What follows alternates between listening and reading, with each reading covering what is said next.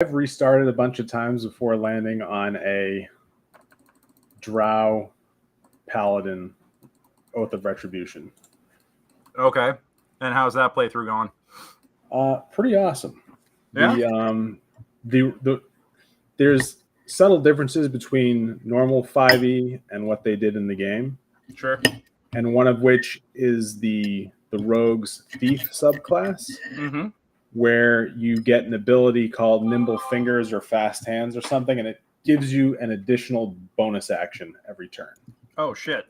So at level 3, you can be dual-wielding hand crossbows and taking 3 attacks per turn.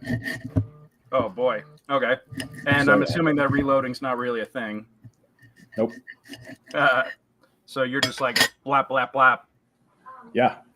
Well, then on my Paladin too, like there's this one area where there's a lot of enemies. And you have the ability to like get up into the rafters. And then there's a lot of like tactical stuff you can do with like moving stuff around in the world. So like there's barrels all over the place that do different things. They'll explode. They're full of oil. They're full of water. Okay. And then there's chests and sacks and whatnot. You can move all this stuff around. So you can actually use it to kind of barricade things off if you want to. Okay. So in this area, I've barricaded off the ladders that get up to the rafters. So I'm up there with my Paladin, and I've got one of my weapons is like a +1 javelin of returning. And then there's a lot of cool items in the game that just do like peripheral boosts. Like this one ring I have gives you an extra D4 damage on thrown stuff. Okay. So javelin counts for that. So my guy's just in the rafters throwing this javelin down at enemies. Getting the javelin damage, the D4 from the ring damage, and then you add it. I don't know if this happens in regular 5e because I've never done it before. But in the game, it's also adding falling damage because you're throwing it from such a high height where you're at.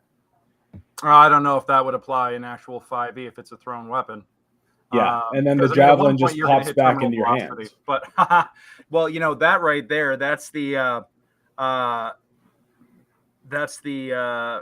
Vax special from Critical Role. He had the Daggers of Returning. Yeah. Hey, Johnny. Good to see you, buddy. Good to see you.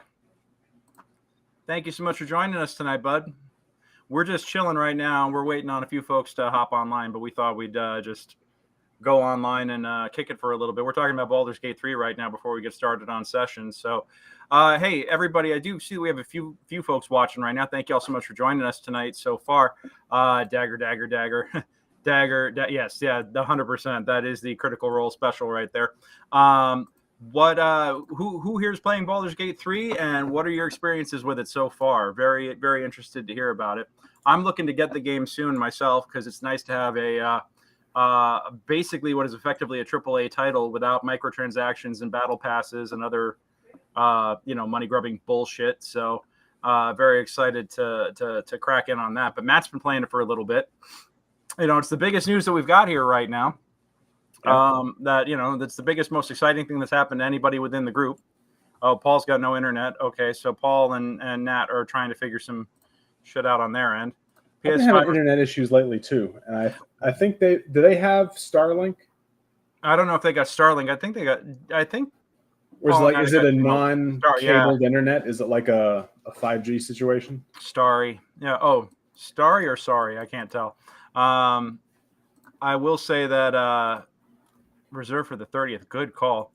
Very excited. I got to get me a PS5 at one point, but my 4 is still working just fine, and I'm not that obsessed with video games at the moment because of my time and availability is kind of, well, I'm gonna have a lot more of it now that we've done all of our travel and now that we've done through Fringe and Comic-Con and all the other stuff that keeps us busy. I'm actually kind of clear through the end of the year, so maybe now is a good time to get one.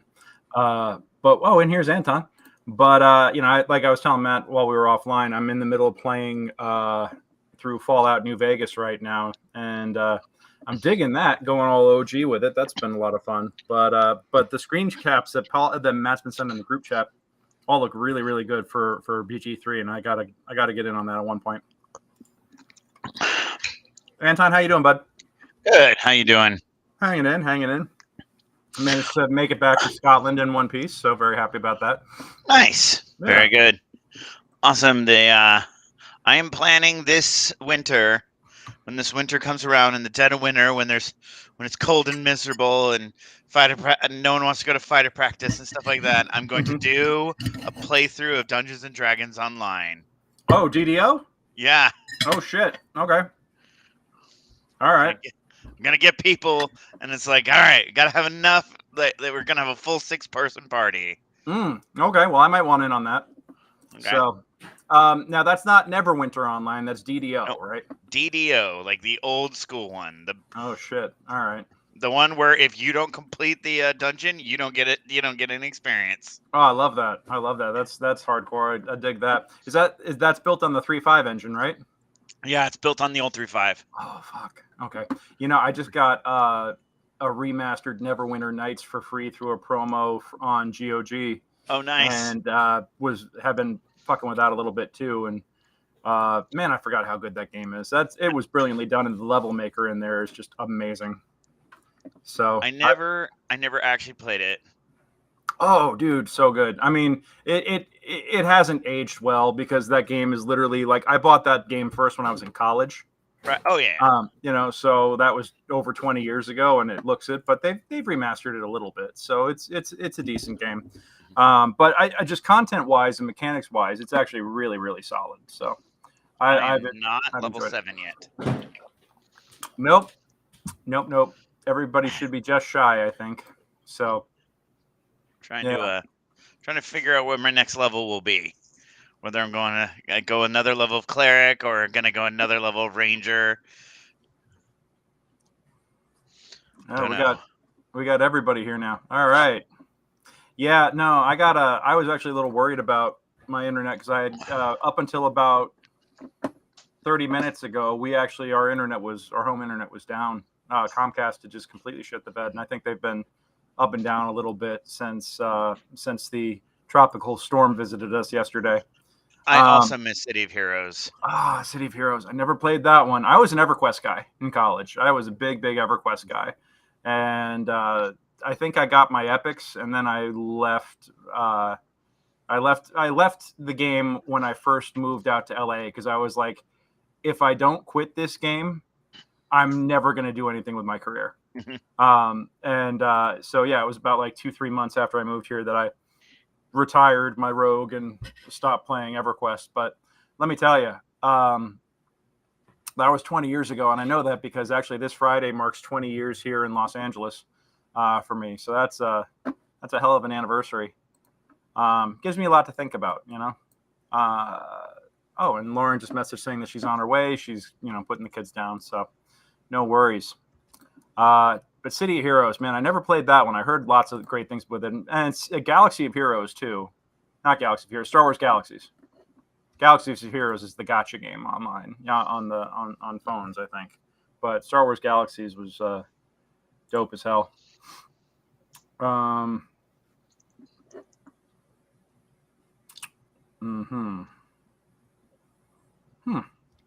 Okay.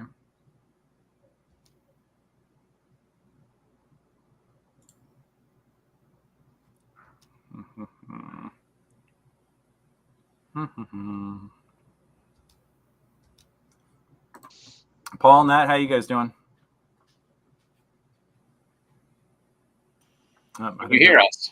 Oh, we can hear you now. Gotcha. So we're on Nathalie's. I don't know if you can see. Yeah, I need to reset my internet, see if it assists on these. It's working on Nathalie's, but it's not on mine. Oh, gotcha.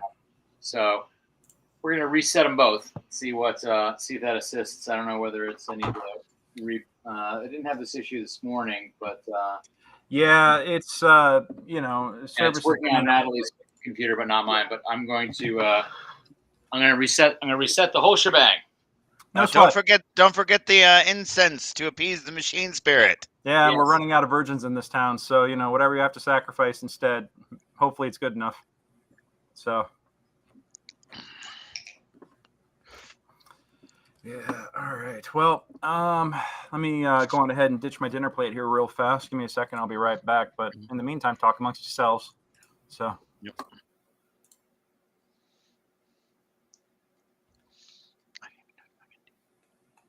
I had a long rest. How messed up is that? I haven't had a long rest. It's been a while since we've had a long rest. How are you guys enjoying the weather in LA?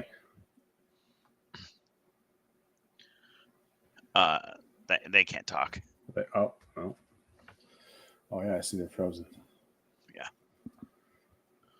Either that or Nathalie is just super still. Yeah, really good. She's doing her And best like if Drax she's impression. committed, like if she's just committed to the bit like that, that's impressive. Yeah.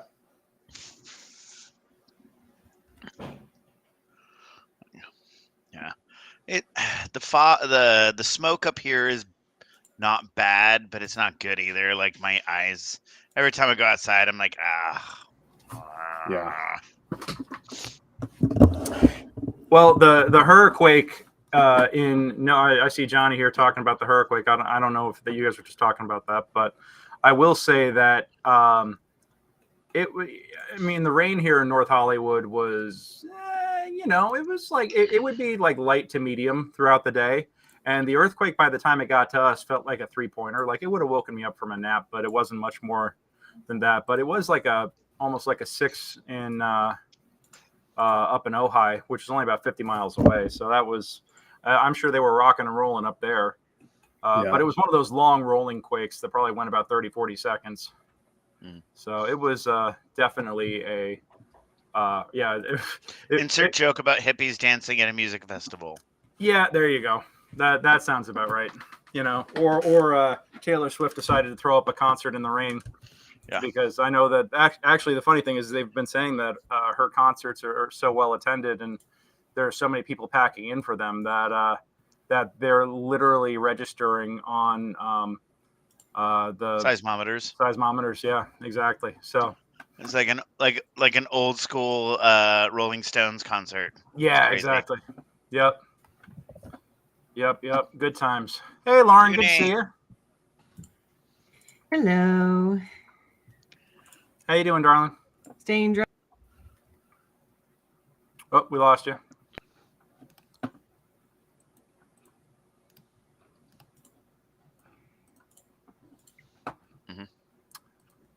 Lauren, what were you saying? I was having some connectivity issues earlier today. Oh, hopefully it's done.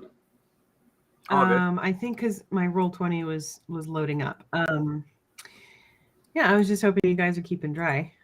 Oh yeah, I know that Jen and I wrote it out pretty easily here. It was like I spent the day playing my PlayStation and napping, and I think Jen was just hanging out. We were just watching the rain through the windows. We didn't go anywhere. We didn't do anything. We were joking about going down to Disneyland, actually, and just running around in the rain because apparently like nobody was at the parks. But that's a dream and a fantasy for another day, I suppose. So yeah.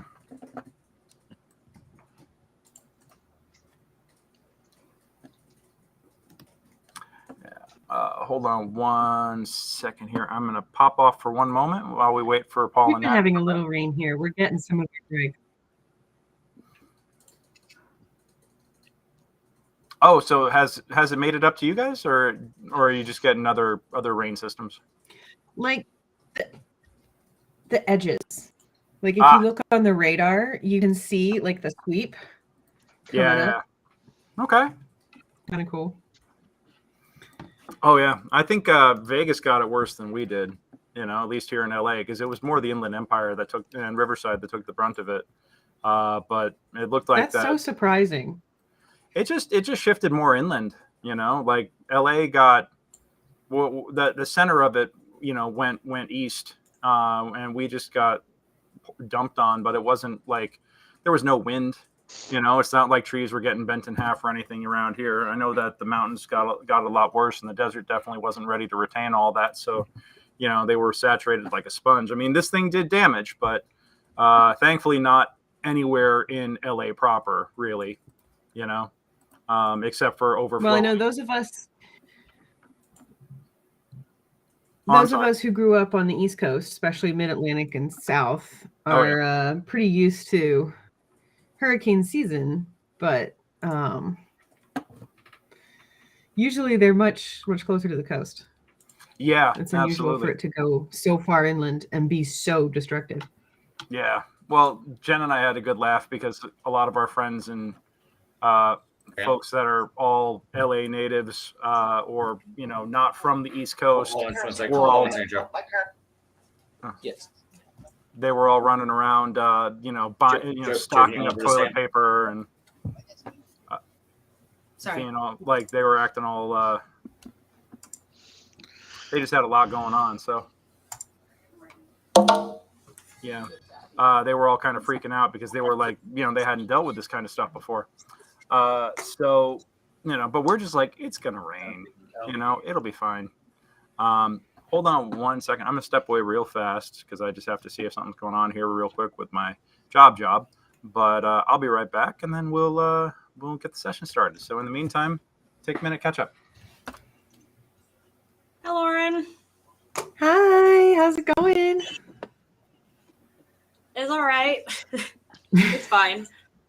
It's Monday, so everything that's going wrong is going wrong. And, but it's okay. We have internet now, which is important. So we didn't lose internet yesterday during the storm, but we lost it, I guess, right now. Small blessings, right? How are you doing? How are things with you? I'm sure you already talked to everybody and updated everyone. Oh no, not much. Just living in toddler town, which is insane. I'm chaos. Sure. Because we're toilet training. Wesley spends a lot of time a la Donald Duck, and just to make it easier on everybody. And today decided it would be hilarious to play in the mud.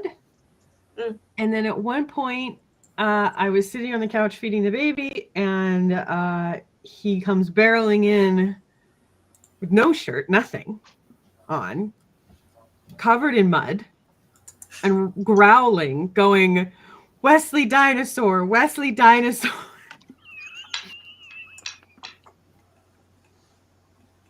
That's great. Kid. I mean, that's a good kid right there. That's my life. That's incredible. Rah, Wesley dinosaur, naked, covered in mud. Yep. Yeah. That's how we roll over here, I guess. Yep.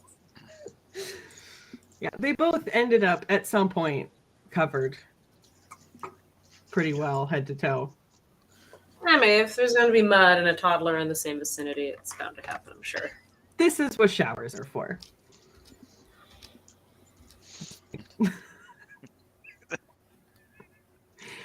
I don't have a lot of carpet in my house. It's fine. That's good. And at least you're a good parent. Don't force the child to be hosed off outside before bringing them in to shower. I mean, luckily, it's pretty warm out anyway. Even with the rain and stuff, it's pretty warm. Like, it wouldn't be the worst thing in the world, but... There were many times as a child where it was like sitting outside in the pouring rain, getting hosed the mud off me before I was allowed in the house.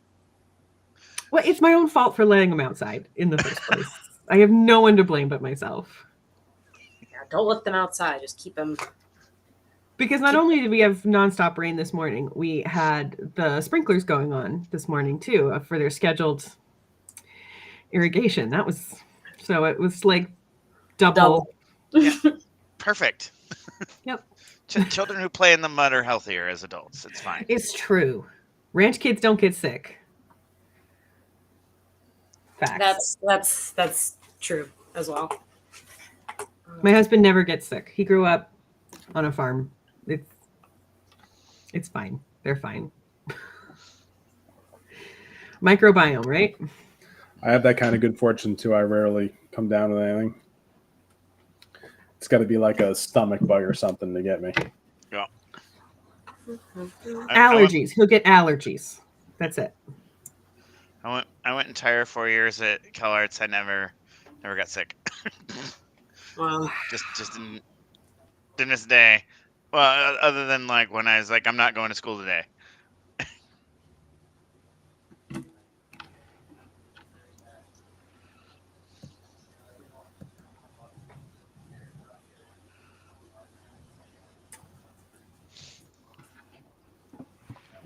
Sorry, guys, had a little work thing pop up that I just had to handle real quick, but that's all done. Gotta love clients that send pissy emails being incredibly disrespectful to everybody. You know. Anyway, let me take it out on your characters right now, and we'll Excellent. Yeah, That's solid. yeah, I love it. I love it. So we'll wait. We'll have Paul get back here in a minute, and but in the meantime, I think we can. You know, it's 7:21 at this point. I think we can go on ahead and get things rolling here. It's nice to see so many folks hanging out in the chat tonight. We're rather Johnny. Thank you for hanging out in the chat with us tonight. I see we also have some folks watching on YouTube, and we've got some folks flicking in and out of Facebook. So thank you all so much for joining us. And officially, good evening, ladies and gentlemen, ladies and gentledems. My name is DM Greg, and I am your Dungeon Master this evening. Welcome to Tales of the Tortletonis for August 21st, 2023. And tonight, our adventurers are continuing their gigantic crawl through the layers, the 9 layers of hell, as they search for a lost soul and get into all kinds of murder, mayhem, and mischief in the meantime.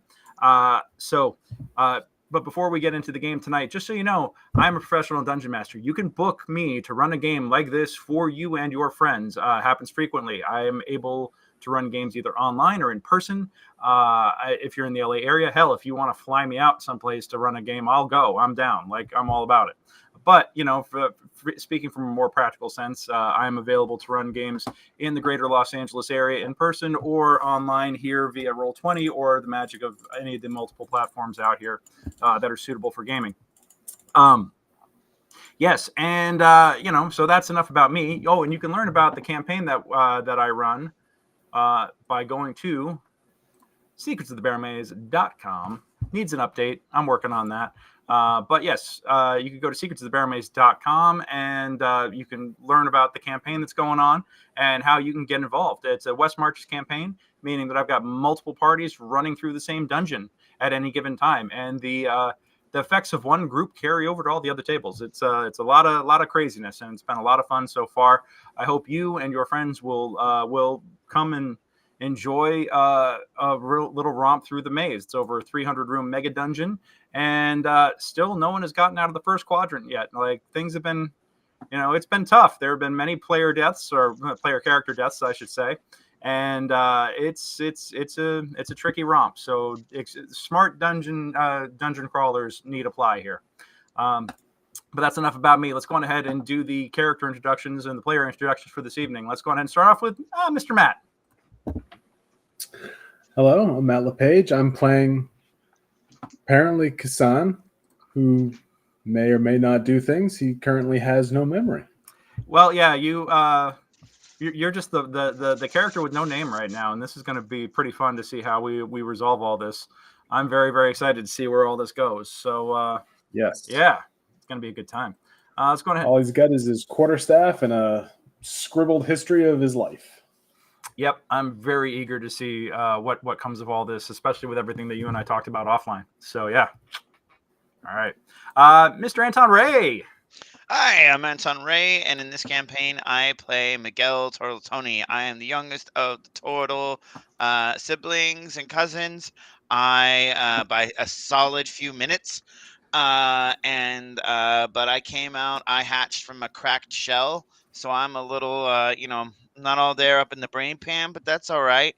I serve the nature god Sylvanus, and then I'm a bit of a ranger too, and mostly I'm just here to like sweep up and like cook meals and keep my brothers and cousins and our friends Casan and Junie, like, you know, healthy and you know, and going so that they can do the important heroics.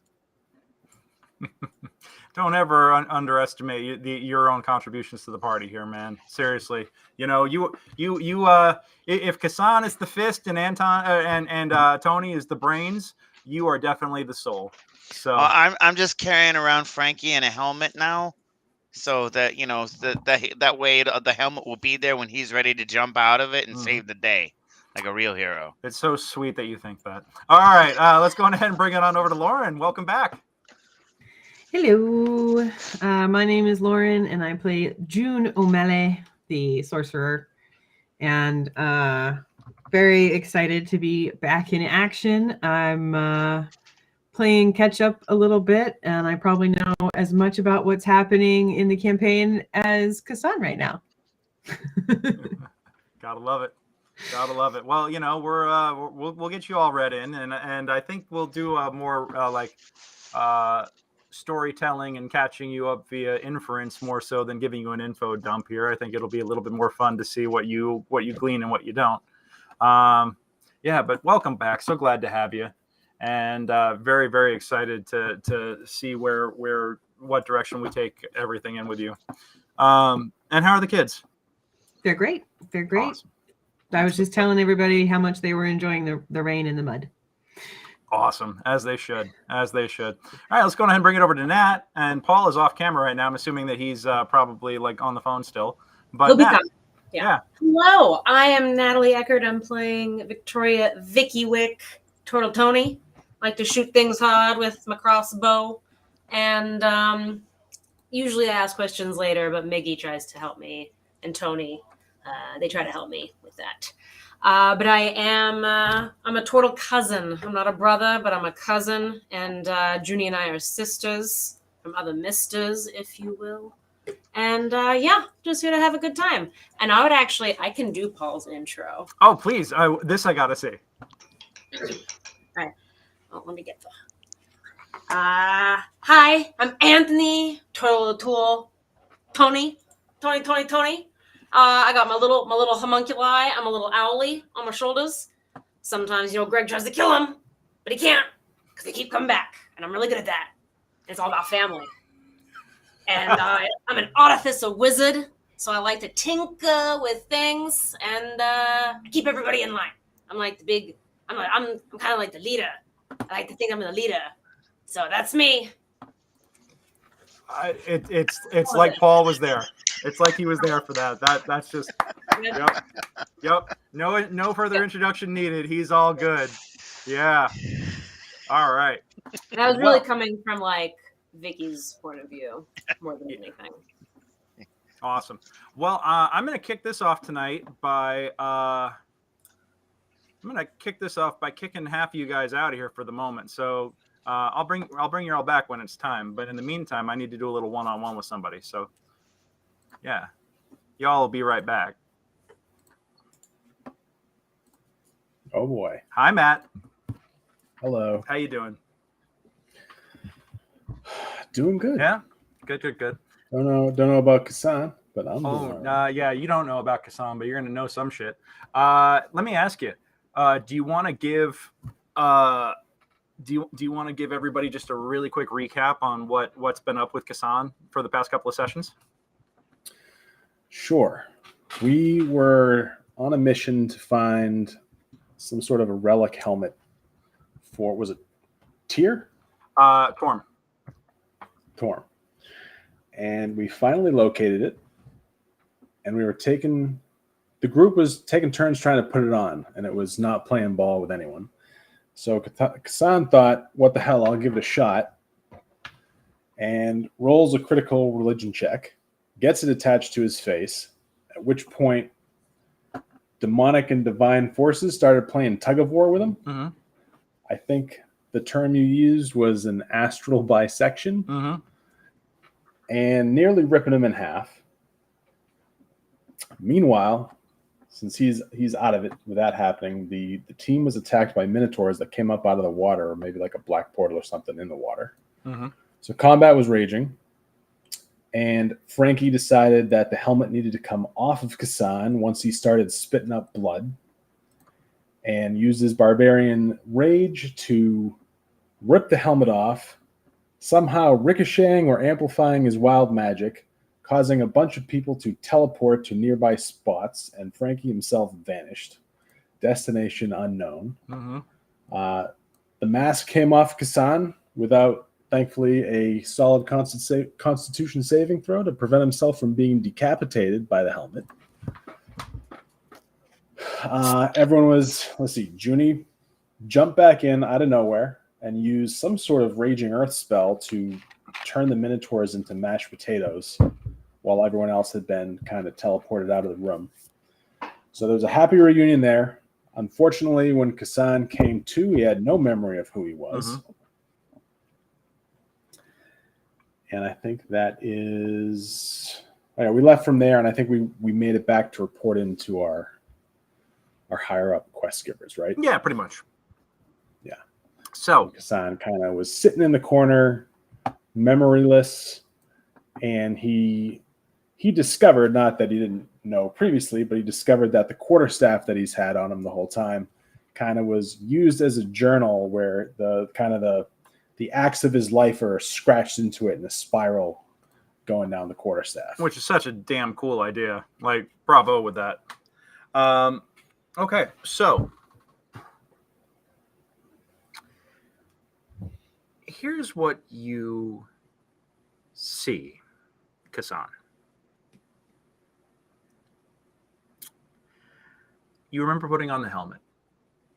You remember the agony. You remember, and the agony is so vivid, so potent, so visceral that it still stings as you could still feel it, like radiating off of you. Residual pain, residual energy, as you are surrounded by an inky darkness. You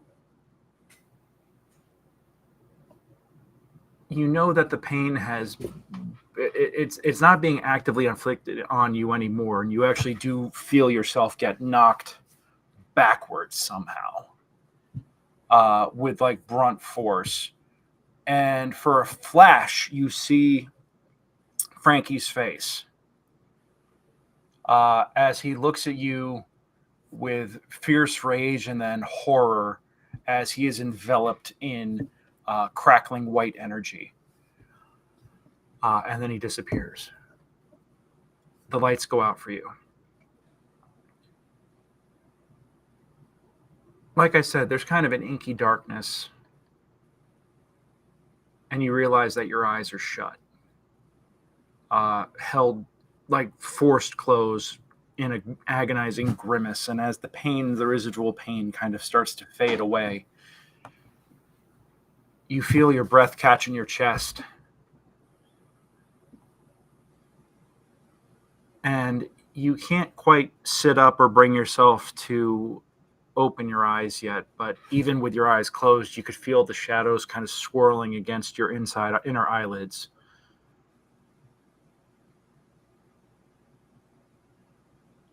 And as if someone is shining a light directly on your face, there's like this beam of golden energy that seems to be almost piercing your eyelids. Starts out as a pinpoint, and it just gets bigger and bigger and bigger. And as it gets bigger, you can actually feel it getting closer and closer.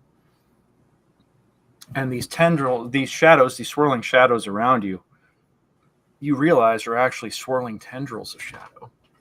And the light isn't just like making them fade away, but it's actually like ripping them apart and pushing them back off of you.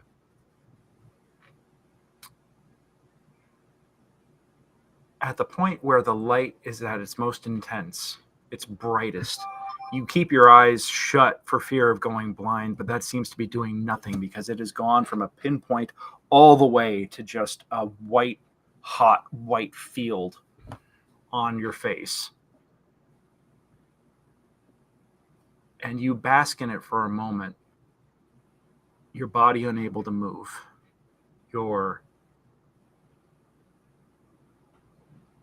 eyes still just glued shut for fear of going blind. And you feel that white hot energy actually turn red And it goes from like feeling like a light on you, that heat from like an incandescent light shining on you, to like being inside of an oven. It's hot. It's dry and hot. And a hot wind blows over you as you lay on the ground, and you can actually feel dust, dirt, and other debris blowing over you. You lay there for a little bit, and eventually you manage to open your eyes. Your eyes are foggy. Your vision is foggy, but you, as they slowly come into focus, you realize that you are laying on the ground in a field of dirt and mud, where the ground is literally running red with blood, and it almost matches the blood red sky that you've come to recognize as the skies of Avernus. This is not where you were before. This is someplace else. You are, for lack of a better term, you are outside now. And on the ground next to you is a pile. Or actually, it's not a pile. At first, the first thing that you see is an arm.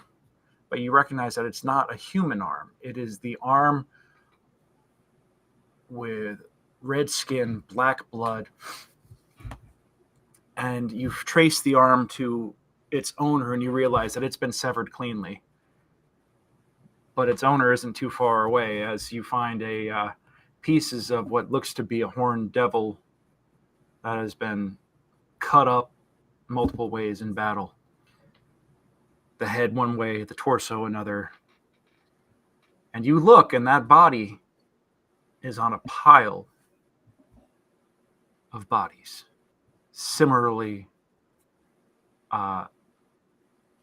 torn up, similarly desecrated, for lack of a better term, similarly slaughtered. They're in armor. Some of them have weapons clutched in their arms or in their limbs. They're dressed for war. And it looks like that your body had been added to a pile of the dead.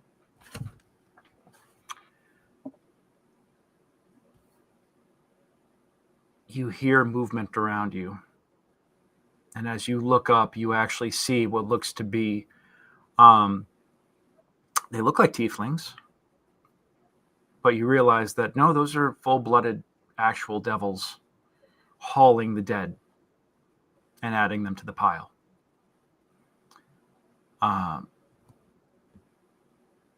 they're kind of, do you speak, it's not abyssal. Do you speak Infernal? Infernal? Yeah. I don't think so. I think I've got, nope. Okay. Orc and Undercommon are my, all right. Yeah. Well, for some reason, you can understand them as they talk. And you can't quite make out what they're saying, but you recognize little bits and parts of it. And it's a tongue that you've never understood before, but for some reason now you seem to be getting parts out of it. And they're talking about what happened with the battle and how, if that hadn't happened, who knows, all could have been lost. But we picked up quite the prize now, haven't we? One mutters to the other, and they cackle. All the way back and forth as they are just going out to the field, dragging bodies back. What do you want to do? Am I able to move around? Yeah. Let's say that you can actually... And am I on this pile of corpses? Like, am I... Yes. As if a corpse kind of woke up? Mm-hmm. I'm going to look at myself. Like, look down at my hands. Is it me, or am I, like, hallucinating being one of these devils? I'm going to say that You look down at your hands, and they are talons, clawed, red-skinned. You kind of like do like a little sensory check of your body, and you have a tail, spiked tail. You look down at your armor, and it's not Casan's armor that you're wearing. It's the armor of a fiendish legionnaire. And you do you get up? Do you want to get up, or what do you want to do at this point? Yeah, I'll. You said some of these corpses are still clutching weapons, like any sort of staff or spear, or.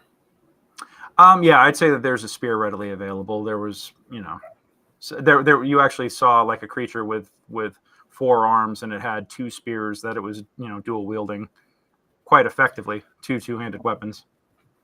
All right, I'll grab a spear and just kind of use it like a cane to get myself up and kind of test what sort of condition I feel myself to be in. Everything hurts. Oh my God, everything hurts as you get up. You can actually just feel the weight of the armor, the weakness of your flesh. You hear joints cracking, and then you realize that that's actually not joints cracking. That's your cloven feet cracking on the stone. Clacking on the stone that makes up the ground that you were left on. And the 2 devils that are hauling corpses go, "Oi, this one's still got some life in him. Hey!" I'll look at the one making noises at me. What? What? Hell Rider got your tongue? Oh, you can talk. Good. Where am I? You're alive. That's all that matters. I'm gonna kind of look around, see Where if the fuck do you think you are, mate? What? You get hit in the head? Looked like you got run through. Fucking apparently. Well, lucky for you, fighting on this plane here means you get killed. You're done for. Looks like somebody gave you another shot. If I look up in the sky, do I see El Truel floating around anywhere? Give me a perception check.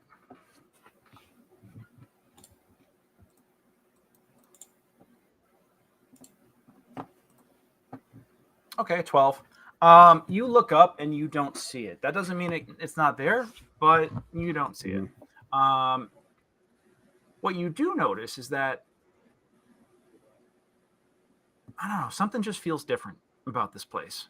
Like, it's Avernus, and that you're, like, you don't necessarily recognize it, as Casan doesn't necessarily recognize it normally, whatever. It's still a very strange place, but something about this feels different. And you can't quite put a finger on it. But I will say that you spot a couple of bigger devils taking corpses of somebody, taking a corpse of somebody who's like moaning in pain and agony. They pick him up and slam him down onto a pike, and he screams as the pike goes through his back plate, through his chest, and out through his chest plate, and he shudders as his body is impaled, and he doesn't die. Can I tell what kind of a being it is? Looks to be humanoid. Matter of fact, give me a history check. That's my best skill check. Actually, give me a history check with advantage. Okay. 11. You've seen this armor before. Again, you can't quite figure out why or where or how. Everything's weird. Nothing's really computing, but you've seen this armor before. Is it like a full plate, half plate? Looks what to be armor? Half plate. the kind of armor that someone who fights on horseback would ride or would wear. Did the demons that impaled him just kind of walk off to continue doing what they're doing? No, they're standing Or will over him they stay and there? laughing at him for the moment. Give me one more perception check real quick. 22. You're watching them, and they're laughing at the suffering of this man who's just coughs up blood and says, "Kill me." And they laugh and they say, "Oh no, you're going to suffer first, and then you'll be one of us. But we're going to make sure that you feel this for as long as possible." But with your 22 perception, you look beyond them and something catches your eye. Almost like the shape of a wing sticking out of another pile of bodies. And it's not the fact that it's a wing that caught your eye, it's the fact that it's a wing that's still moving. You can't tell if it's just swaying in the breeze or if there's actually like conscious control behind it, but it's battered, it's bloodied, but it's pure. What? So not like a demonic or bat type. Oh, no. This is angelic. This is celestial. Do they see it? They haven't noticed it yet, no. This is a little further away from them.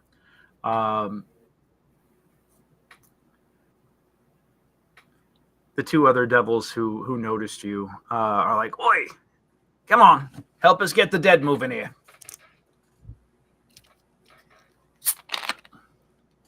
I will let that shit roll downhill and scream to these other devils and say, "Oi, more bodies. Get back to work." "Oi, you get conked on the head and think you're the one giving orders now, eh?" Yeah. I'll chuckle along with them. All right. Do you what? And then I'll fall down, Oh, feigning some feebleness here. The bigger one, it's the shorter one that's talking. The bigger one comes up and just is like, looks down at you as you're. Give me a performance check.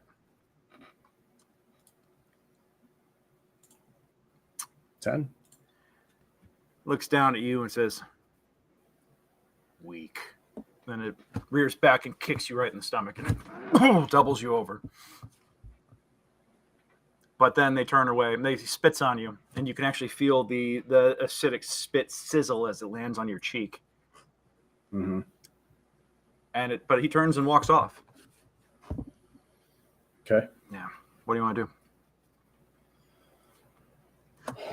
Probably lay there a few moments more. I want to make sure they get farther enough away that their attention's gone from here. Okay. And this guy on the pike. Mm-hmm. Can I knock the pike down? Well, like I said, he's still got his tormentors who are they've basically made popcorn and they're ready to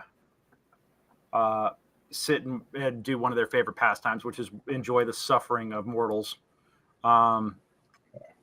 So he's being watched pretty closely right now.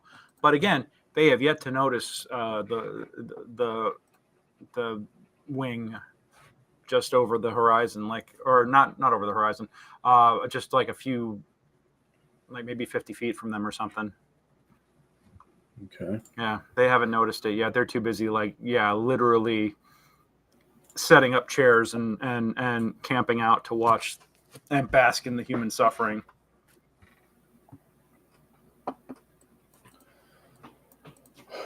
I'm going to approach them. Okay. And say, "Why stop at one? There's still a couple more bleeding like swine out in the fields," as I kind of clutch on the spear. "You could have a whole fence going here." We've got all the time in the world now. The Hell Riders have been routed, or were you not conscious for that part? I have no idea. Well, sit a spell, my friend. Sit a spell and enjoy the suffering as this one squeals like a pig and begs for death.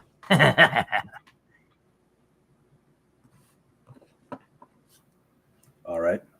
I'll drink in some agony. That'll make me feel better. Give me a wisdom saving throw.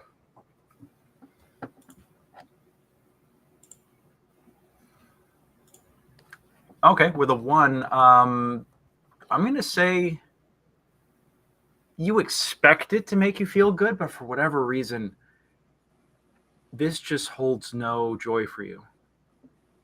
It's very unexpected. Like any proper devil delights in the suffering of others, and you expect that joyous rush to come as you strap in and just sit down and prepare to watch this person expire. But I'm going to say that you have the urge suddenly to put this man out of his misery with a 1.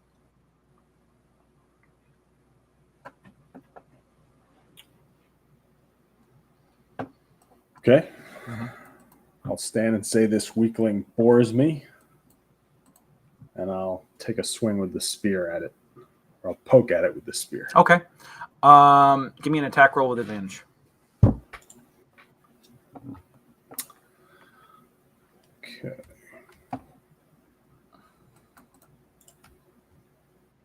Okay. 14. 14's good enough. This guy was down to, like, your strength bonus is more than enough to polish him off at this point. So no need to roll damage. Actually,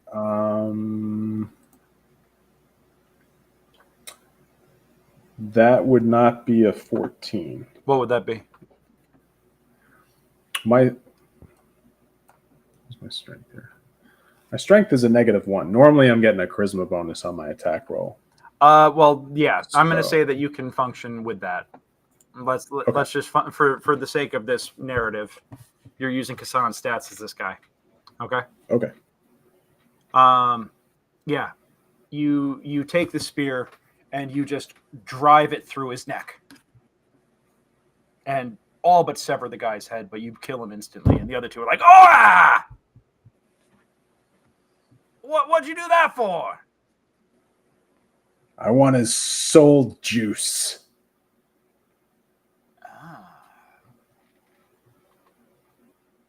You got hit. Go get another one. There's plenty of them over there. You're not right in the head, mate. You don't do that. You don't ruin our fun.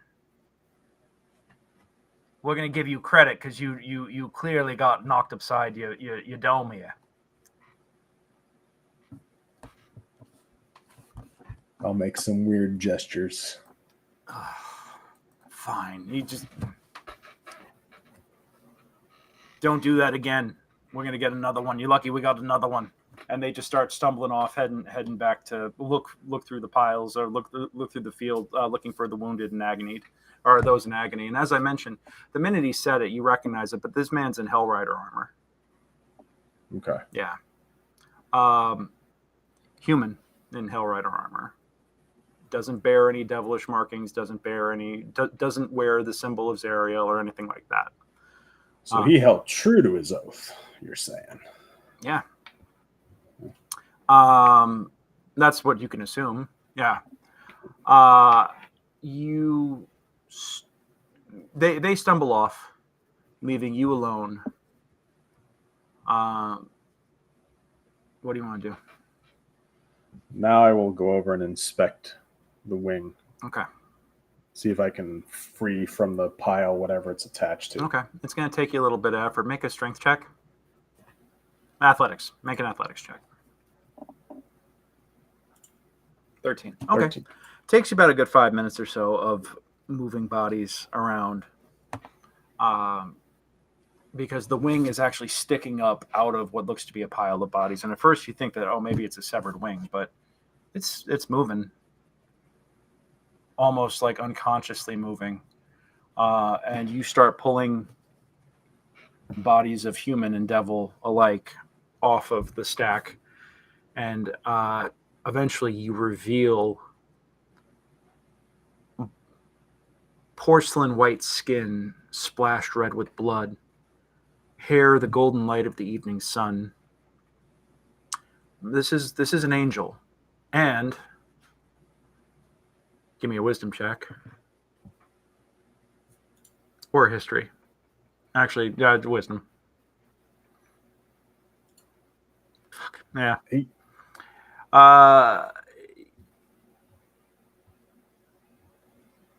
There's something familiar about this face, but you can't figure it out. Bald, fierce, determined, kind. These features. Can I move the angel? You go, I mean, you pull the bodies off. The idea would be to bring it on the other side of this pile of corpses so that if those other guys come back, they don't see.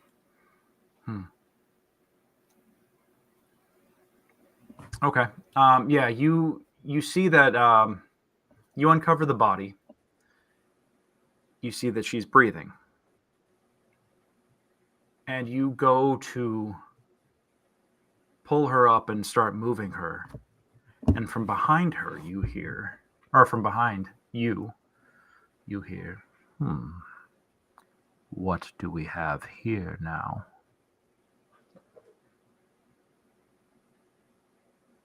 Interesting. If I look over my shoulder, what do I see? You see a figure about 9 feet tall with maroon and crimson skin, wearing robes of black and gold. Long black hair, 2 almost impossibly long blackened horns curving gracefully from his forehead, and smoldering red eyes.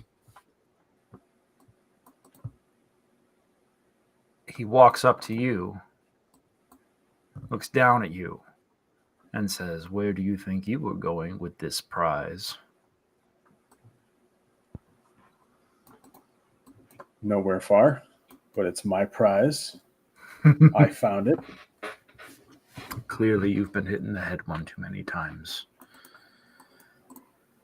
I like to look at myself, clearly.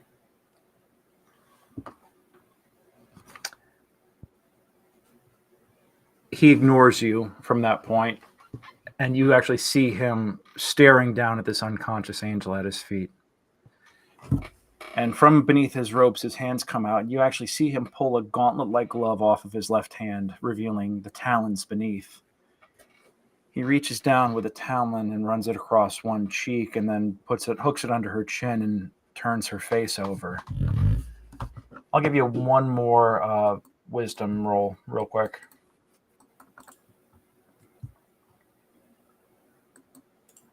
Yep. Oh, yeah. Yep. You're too busy locking eyes with the big guy here trying to figure out who this is to notice anything else. And he looks down at her, looks about. Where's her sword?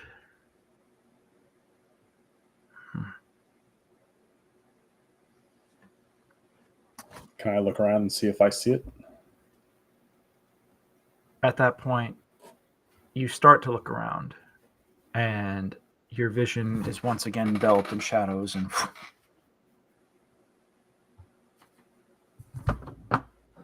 cut to black.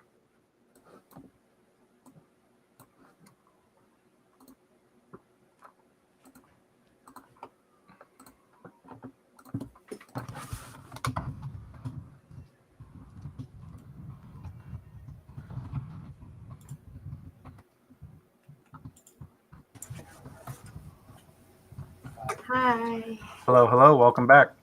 Sorry that took a little longer than expected. Matt, check your Facebook messages real quick because I'm messaging you something that the rest of the party doesn't need to know about.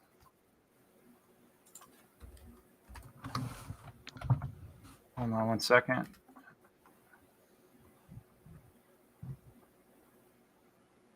Okay, cool. Yep, sent. Benzo. All right. So, Where did we leave off with the rest of y'all? Well, okay. So we got the helm of God Torm guy, and Frankie is stuck in the helm. Junie appeared out of nowhere, and she killed all the Minotaur demons. And then everybody got separated. Now everyone's back together. Casan doesn't know who he is really, and then we went back, gave them a report. I made the far seer, higher seer, or near seer. I don't know. I made her really mad, and I don't understand why. And then we went and took a rest. All right. I think we were planning on going down to the crypts. Yes. Crypts. Sounds about right. I wrote this down. Love it. Yes, we're going to the crypts. Okay. All Because right. there's a thing we gotta Oh, that's right. Yep, you guys purify. Yeah, there's a shrine. We got to purify. But I was tired. Yeah, and then they're gonna give us all the silver we need, so I can make all this holy water, so we can do all the purifications and stuff. And she Well, we doesn't have to want get to a marry. sword. That's what we're doing. We're going to get a sword. Special sword. Yes. No, I don't really know much about swords, but okay. It's shiny. I assume. Frankie says I wasn't allowed to touch his swords, so It's probably a good policy. Hold on 1 second. I'm looking for Swords my are notes, sharp. but- Traditionally, you don't touch other people's swords, Miggy. So there's some. Not without consent. No. Yeah, gotta ask first. Always, unless it's an emergency situation, then we'll figure it out.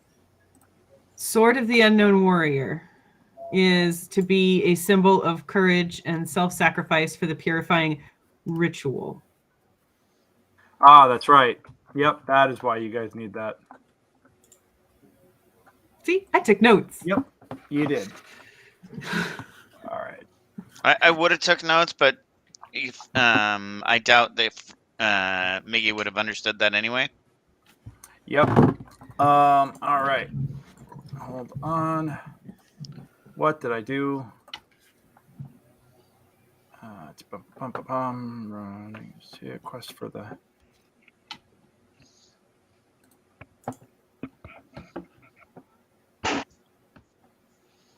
All right, leaving the.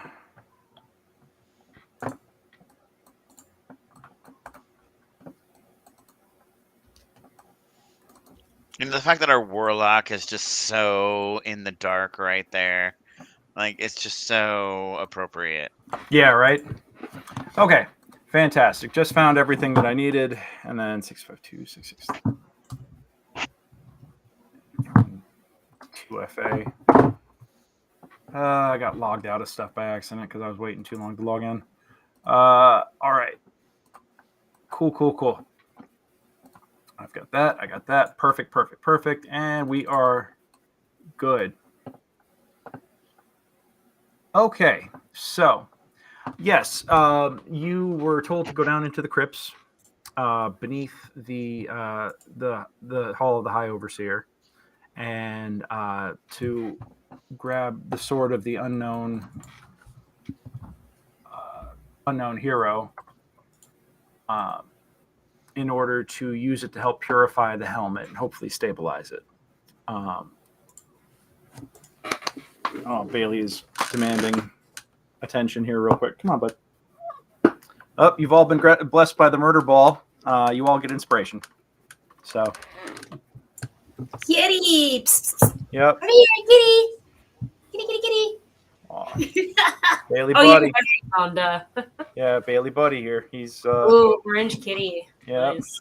This is Mr. Bailey. He's the bestest orange cat I've ever had. So Also the only orange cat, but don't tell him that. Yeah. He's my Bailey buddy. Okay. You could actually find him on the LA Underground Cat Network. We try to post daily Baileys in there. It's a fun Facebook group if anybody wants to be added to it. Anyhow. Yeah, you guys have to actually re-sanctify the altar of Torm. And you need holy water. You need to be able to do the prayers. And you need a powerful symbol of courage and self-sacrifice in order to channel the ritual. This is kind of awkward and difficult for me to run the game like this. Oh, but there's another kitten. Oh, yay. Bailey, you got a friend. Oh, he's okay. He's clearly getting set up here. He's making camp. Apparently, I'm not allowed to type anything at this point. So, Anton, what's your kitten's name? This is my girlfriend's cat. His name is Winston, technically, but he goes by Pants. Pants? Love it. I love it. Okay. All right. Well, Bailey has been clinging to me since I got back from Scotland. And, we got another cat. Oh, who's this one? Yep. This is Draco. Hey, Draco. I love it. Is he the one who is going behind you while Yes, he is.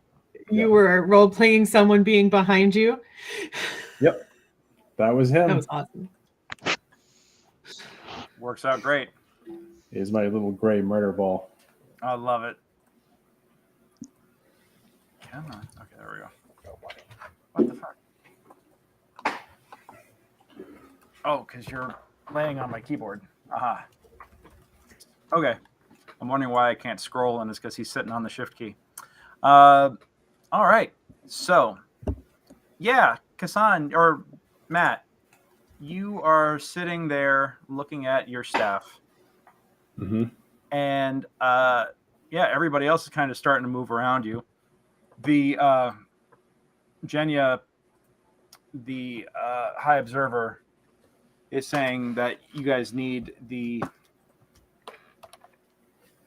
do the purification ritual.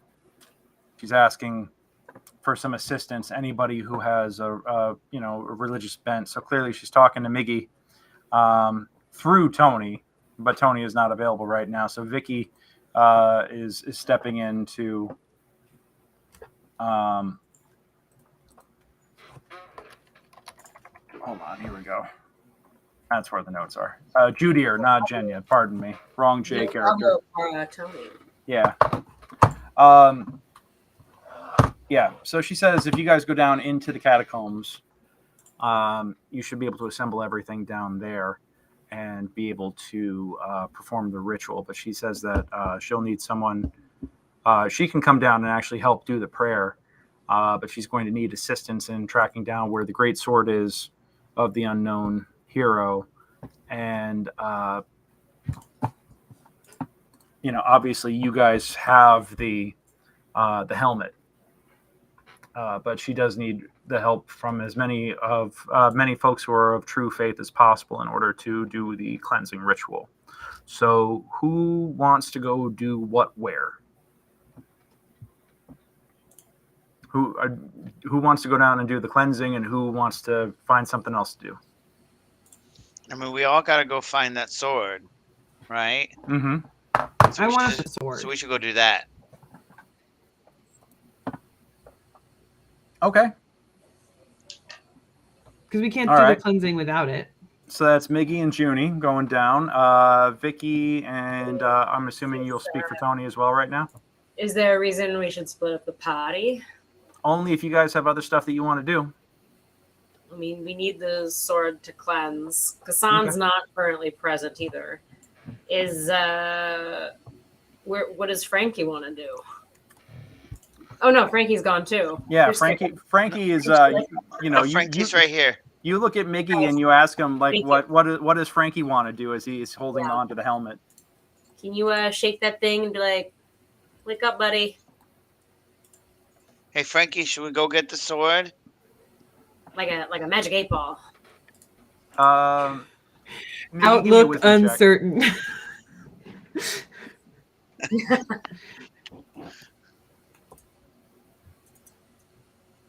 But I think for the most part, we can try to stick together. 18. Oh. Vicki would like to stick together. Okay, 18. Anton, you feel like with no external evidence, you are certain that Frankie right now would tell you that you all need to go work together to get the sword. Yeah, come on, let's go. Yeah, Frankie wants to go get the sword. Yep. That's what he would say. Let's go. Let's go get the sword. Okay. Okay. Sounds like a plan. All right, hold on 1 second here. What is all this stuff?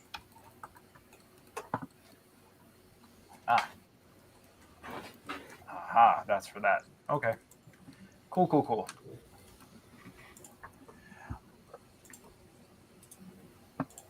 Okay. That's my favorite.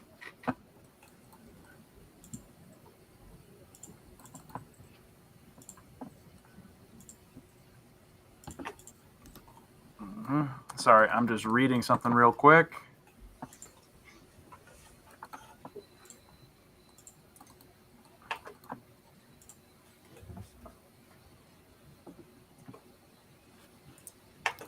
Okay. For my new spells.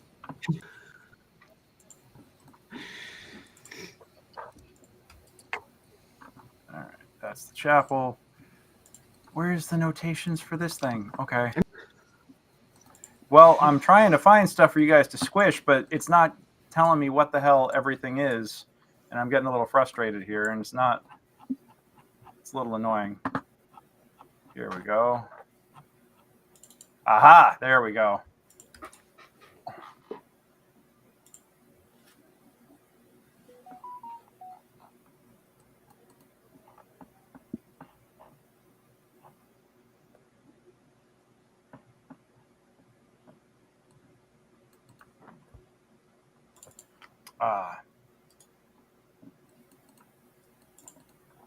Okay, so the High Observer leads you into an area. She says, "Follow me, and we'll go down and start and make preparations to start the ritual to cleanse the helm." She leads you to a set of stairs, and at the top of the stairs up to this cathedral, an archway opens up into a long hall containing 8 columns. Some of the columns have been carved to represent Torm, but the infernal magic of Avernus is starting to warp them to represent likenesses of a winged female devil with a luminous sword. You can actually see that these statues have actually slowly been morphing, and some of them are further along than others. And they look like, I will say, Miggy, you recognize the figure. Junie, you don't, but Vicki, you definitely recognize the figure. You all remember that this person tried to finger of death Frankie at one point. But Matt and Lauren, the both of you are looking at this. You're like, oh, that's freaky. And that's about all the registers. Try to finger what? Finger of death. Yeah. Yep. Finger of death, and I think Seth made his saving throw by like 1. You know, that was a good time. Good time. I actually thought that was gonna be the first PC death in the campaign when I cast that, but I was like, he's asking for it. So, you know. Still asking for it. I mean, he usually is. So she leads you from what is called the Hall of Heroes into a grand foyer, and from the grand foyer into a room with a central altar. An altar rests on a raised dais in the broad hall, made of beautifully polished teak wood. It takes the shape of a gauntleted hand clenched into a fist. A large lever stands next to the altar, suggesting that it has some sort of mechanical function.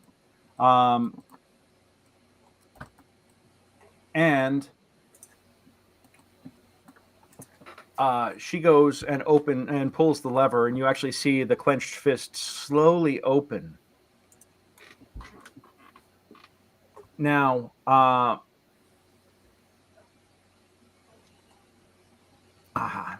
you see her touch something on the open hand statue, and it actually slides to the side and reveals a spiral staircase that goes down. She says, "Oh, I almost forgot. Does anyone have torches?"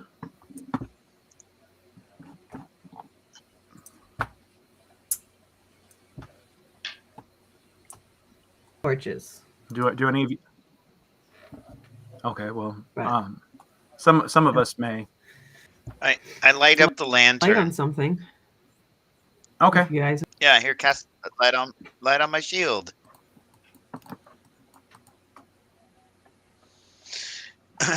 Okay. So she says, "All right. Thank you. Please. Here we go. Yes, keep these held aloft as we go down further, and as we descend down into the catacombs. Now, this is going to be necessary."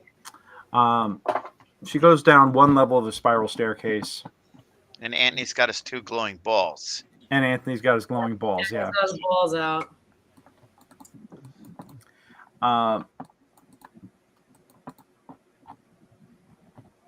And Always. you guys go down to one level, and then the spiral staircase continues, and it takes you down a second level.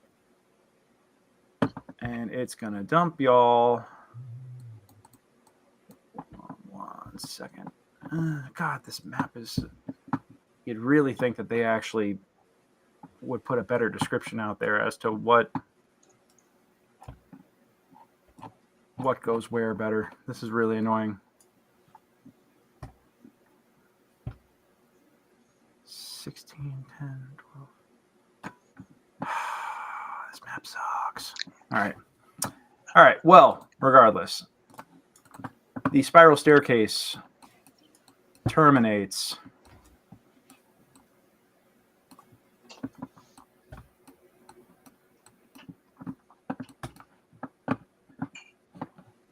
is that where it goes?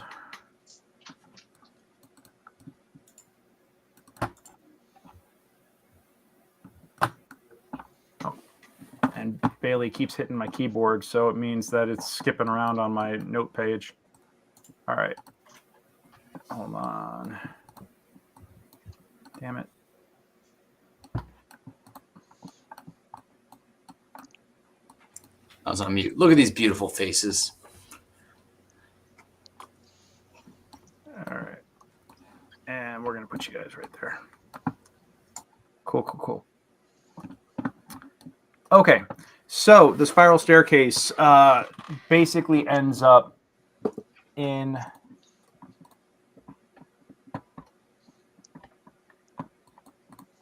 a large large area of crypts. Hold on, and there we go. And catacombs, perfect.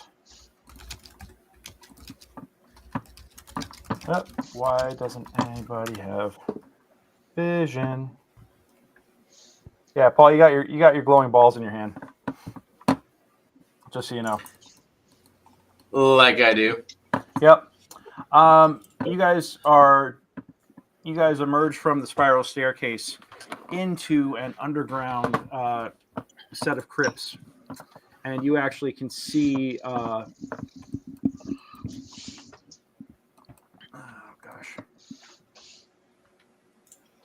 You know that the altar that you're seeking is the altar to Torm is actually up a level, because Judier mentions that as she goes down, or as she leads you down. But now you're basically in the basement, the High Hall catacombs, and you're looking about, and she says, "Down here is the tomb of the unknown hero. The sword is down here somewhere. If you can help us locate it, it will be that can be the foci that we need in order to complete the ritual of cleansing." So, what do you guys want to do? I guess if she started looking around. Okay. What's this? I go up over here. Go up to where? Over here. Okay. That is a torch holder in the wall. Mm. It looks like you could drop a torch in there if you want. There is not. There is the torch. There is a torch there. It is not lit. Mm. Okay. Well, I put a torch in there. Okay. DM, how long does the ritual of detect magic take? Ritual of detect magic. Is there anything? Takes 11 minutes to cast. Or no, it's 10 minutes plus the normal casting time. So Is there 10 anything- minutes in one action. Yeah. Oh, Lauren, you were gonna say?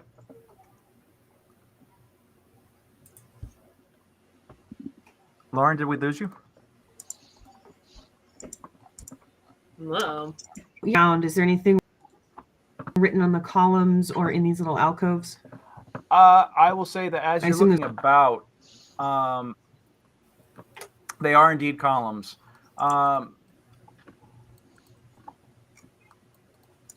You see what looks to be engravings of, obviously of a religious nature. Mostly depictions of the dead and the afterlife. All relatively positive, really.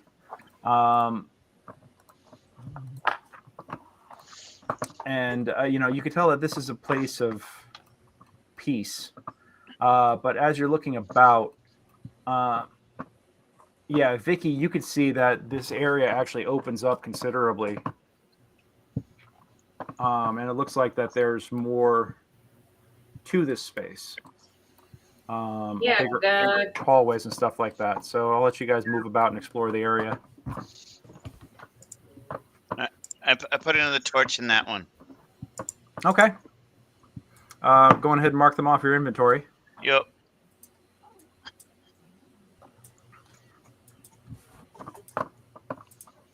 All right, while this is going on, since I can be moving while casting the ritual of detect magic, I will be, staying close to, not staying where I am, but not staying. If folks move further away, I'll be sticking close to Casan and Vicki, and just. You're not sticking close to me. I'm all the way over here looking at some. There's a never whole mind. other pathway. Oh boy. I'm just looking around. Anyway, Checking I'm it looking out. around casting the ritual detect magic.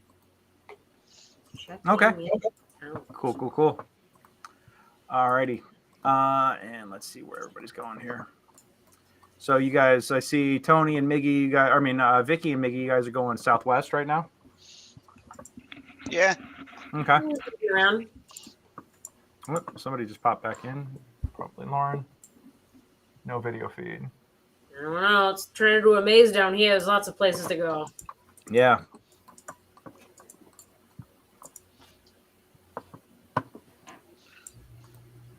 There we go. I'm trying to work around Bailey because he is insisting on sitting like right in the middle of all of my controls. Poor buddy. He was so mad at me for being gone for so long. He actually didn't talk to me for 10 whole minutes when I first got home. And basically he hasn't left my side since. Oh, poor bud. Oh, and now he's biting me. All right, yeah. Miggy, as you're looking around, you actually see, this is quite the network of hallways here.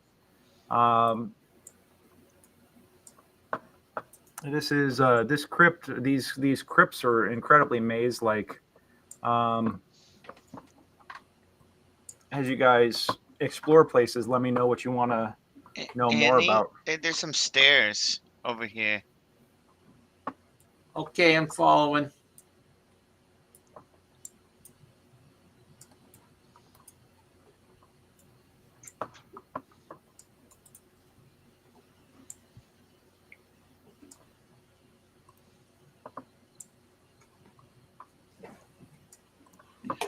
Anyone else got torches? Yeah, I got torches. Okay, there's a couple of torch holder things over here. Maybe we could put some torches in, see if it does the thing like in the stories where all of a sudden it unlocks something. Oh yeah, you're trying to see if there's like secret doors or whatever. Well, I don't know. I'm just in stories. You know, when the bard tells it, and you like just come to dead end, but then they're empty torch things. You could like twist one or something, and I don't know. Yeah. Vicki, as you climb up these stairs and come up into this area, first off, the first thing that you guys will find as you come down to here, this is what they call a vault.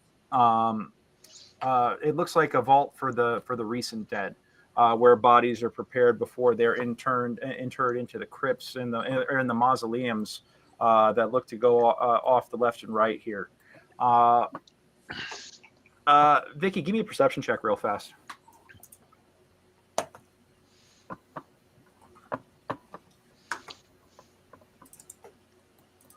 Perception. Okay. Yeah, with a perception of 10, you actually come climbing up the stairs, and you don't even notice it until you come up. Do you have a light source on you, Vicki? I actually don't have a light source on me. Okay, cool. That's the reason why that as you climb up, you don't at first notice the robed figure cowering in the corner until you actually start approaching that end of the room, and it goes, "Oh no! Please don't hurt me! No! No! No!" Oh boy, Miggy. What? There's a new project for you. Oh. Hey Dave, good to see you. Thank you for joining us tonight. And I say it's okay. No, please, please don't hurt me. No, I'm just an old man. Oh, my name's Mickey, just an old man. That's a weird name. What? Hi, I'm Miggy, or Miguelle Tortletoni. This is my cousin Vicki. Didn't mean to step on you. Tony. That's Owly. That's Tiny Tony. That's Junie. Hi. Hi. That you said that thing is Owly. That looks to be quite fiendish and dangerous. What is that? Oh, he'll eat you. He's an evil owl that eats people. Vicky. This guy's already scared. Make a deception check with advantage right now. It's kind of evil. Only once you deserve it. 19. Okay. Yeah, he just kind of like backs up and is like, "Oh god." I mean, he's clearly like one step from soiling himself in fear at the moment. Okay. All right. Hi. Hi. I'm Miggy. Yes, you said that. Please, I don't have anything of value. You're Justin, old man. Hi, Justin. No. No, I'm an old man. I don't know. I'm simply just. I'm nobody of interest. I'm a crypt keeper. I'm a I thought you keeper. were named Justin. No. Anyway, he looks at you incredibly what are you doing puzzled. down here? I look back at him puzzled. Anyway, what are you doing down here? This is my charge. I take care of the dead. Okay. Well, like the city fell into Avernus, and yes, I'm very much aware of that. Okay. Well, then your skills are needed upstairs. Well, normally I'm sorry. I've just been hiding down here because I've seen and heard such horrible things. Okay, well that's understandable, but it's time to go be brave and help the high underseer anyway, what's her name, to go help purify the temple up above. So you need to go up there and do that, okay? Thanks, Bailey. Knocks over my microphone as he gets up. Perfect. Yep. He's like, "Fuck this thing." Whap. Fuck you, mother. Yep. Yeah. He just. Oh, I don't do any magics. I literally just take care of. Give me a persuasion check, Migs. Okay.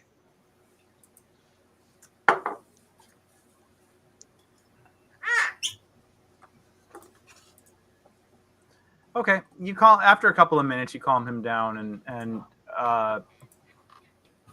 Okay. So you need me to go back up into the cathedral to help? Yeah, I'm sure they're gonna need like mop buckets and like, someone to replace the candles and take down some of the weird twisting statuary and all that stuff. They're gonna need support. Your job is supporting, right? Yes. Okay. I can do Well, that. then I need you to take up your tools and go help everyone by doing what you do. Hey, Okay. Miggy, Very well. maybe you want to talk to him about. You think this guy, if he works down here all the time, if he's like, really familiar with this area, he might be able to Yeah. also point us in the right direction of what we're trying to do to help the city.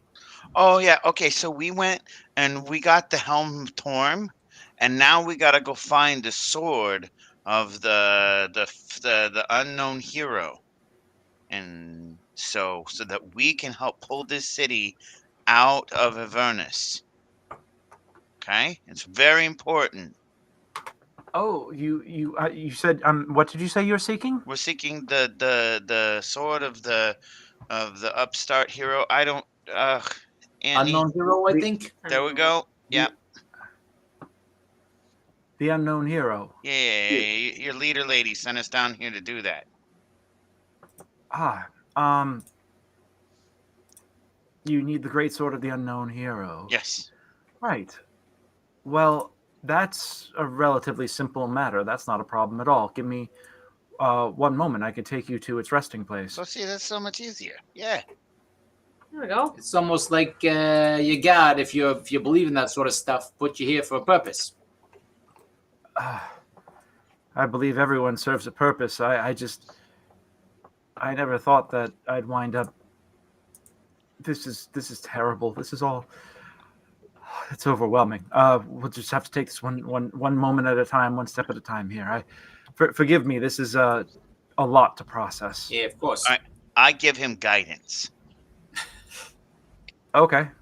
Yeah, you cast a spell, and he kind of like rears himself up and look, man, it's time to be brave. Takes a breath and David loves your puns, Anthony. Yeah. Or Miggy rather. Sorry, Yeah. All right. So he says, "Well, follow me, and I will take you to, I will take you to the tomb of the unknown hero." DM, has it been 10 minutes? Yeah, I'm going to say that you guys have been screwing around for about 10 minutes. Sure. Is there any magical aura coming off of him? No. Okay, good. Very much not. Yeah. What about the Helm of Torm? It's a conflicted. It looks like the top of a police car right now. That's all lit up and going, just like swirling red and blue, crackling. Does it look angry? Yeah. See? Yeah. I told you Frankie's inside the helmet. Oh. It's you're so precious. I love that. All right, come along, friends, and I'll take you to the tomb. And he starts leading the way. Mm-hmm. Can I get all my tokens? Yeah. Hey, what is the range on detect magic again? 30 feet. 30 feet. Cool. Noted. All I need to know. Okay, we follow him. Okay, so he takes you over to the central area in the tomb, and you see a set of stairs that lead up. Okay. And where did all that stuff go? Aha! There it is. Like right there. You find a small isolated tomb that opens up at the end of a flight of broad stairs off of the open central area of this level. The body of a young woman lies on the bier, a gleaming great sword clasped in her hands, the blade pointed down at her feet. Okay. Where? Here? No. Yeah. Yes. Up here. Right. This area right here. Yeah. Okay. So this guy who's leading us here. Mm-hmm. Yes. I'm just gonna I'm gonna watch him real quick, and I want to believe that he's on the up and up, and he's a good guy. But I really just wanna get a good sense of him, Give me a insight check. because a lot of people, Yeah. Oh no, absolutely. Trust but verify. With a 13 insight, he sees you regarding him, and he kind of is just skittish. Miggy, you look at this guy, and he seems to be just a simple commoner. Okay. A man with a job whose entire life has been completely upended and has found himself now in a terrible situation. He's terrified. You're still within the first 48 hours of this disaster. He doesn't know what to do, and you could tell that he's been hiding down here probably since the crash, actually. And he's every indicator right now to you and to Tony, with a 15 insight and a 13 insight respectively. The both of you guys, you feel that this is just a normal person who is scared out of his mind. All right. I hand him a little bit of food.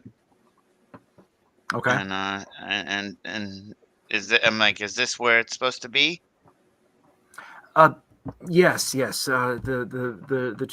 sword of the unknown hero rests in her hands. Okay. You should go. He says, years before the Hell Riders and before the companion appeared in the sky, before the vampires took over, even there's a story of how a red dragon was tormenting the city, and this young lady, scruffy, common, unarmored, with this magical greatsword, came forth from nowhere and fought the beast. And before it even knew what hit it, she'd slain it. However, it had also dealt her a mortal blow, and soon after her victory, she succumbed to her wounds. So we never knew her name, but we knew that she deserved to lie in glory. So we have given her a prominent and safe burial place here in this special tomb, and we have left her with her sword, which we have christened the sword of the unknown hero. We say that there are those who suggest that she was possessed by Torm himself, or possessed by his essence, which inspired her and gave her the abilities and the powers to fight off, or to fight and slay this dragon. Okay. Hey, Annie. Yeah. You want to go check this thing out, make sure there's no surprises waiting for us? Yeah, absolutely. Do I feel any magic within 30 radius of it currently? Yeah, you know what? You feel that this is... I would say that both the body and the sword radiate some kind of magic. Definitely not arcane. And I would say that, well, with a 7 on the investigation, you could tell that it's magical, but that's a nat 1. So I'm going to say that you're looking for arcane markers in this magic, and you're not finding any. So you're kind of puzzling over this real hard right now. It confuses you. Is there anyone who can check for traps? That's what I was just also looking for.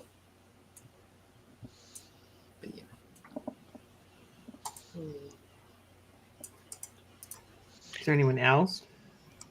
Oh no. Nope. I'm sending my little. Aha! I'm having my little guys looking around as well. All right. This area is with the with a 19 perception and an 18 investigation.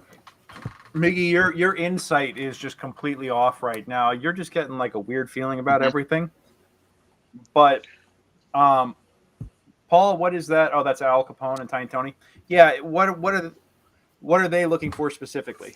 I'm having them look for any sort of traps, anything that looks, anything that smells and looks of tomfuckery.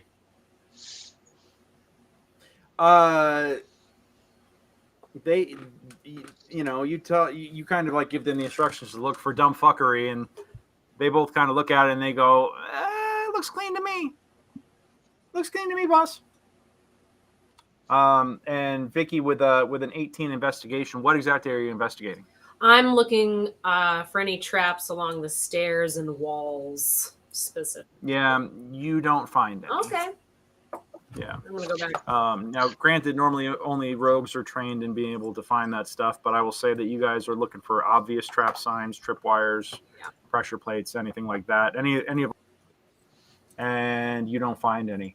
But Miggy, I will say that as you walk closer to this altar,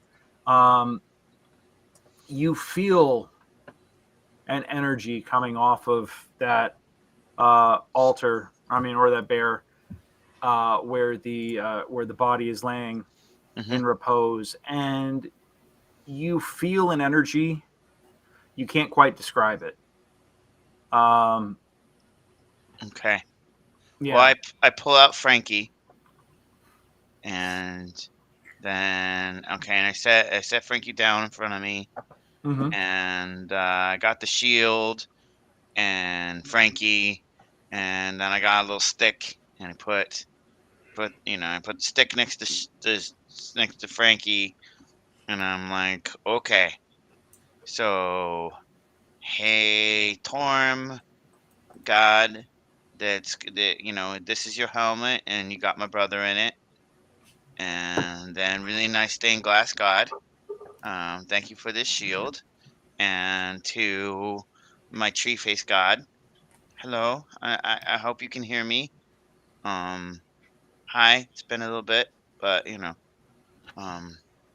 so I don't know which one of you, or if any of you are the ones who possessed this hero back when she did the really impressive thing with the dragon.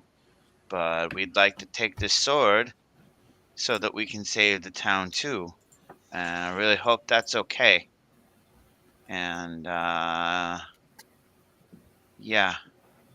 And I don't really got nothing as good that I can, because we kind of need the helm and the shield to do the things to try and save the town. But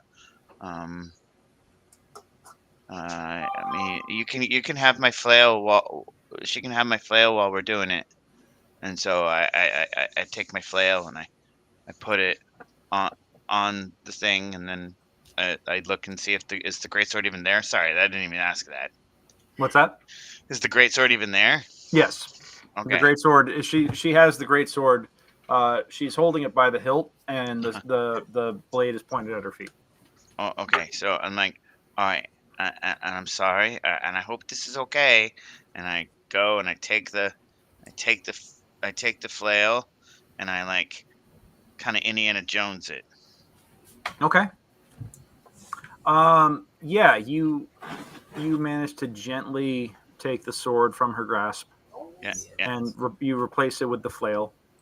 Right, and if I break anything, I mend it. Okay. You don't break anything. Actually, it's her hands were just resting on it. They weren't actually gripping it. So it's okay.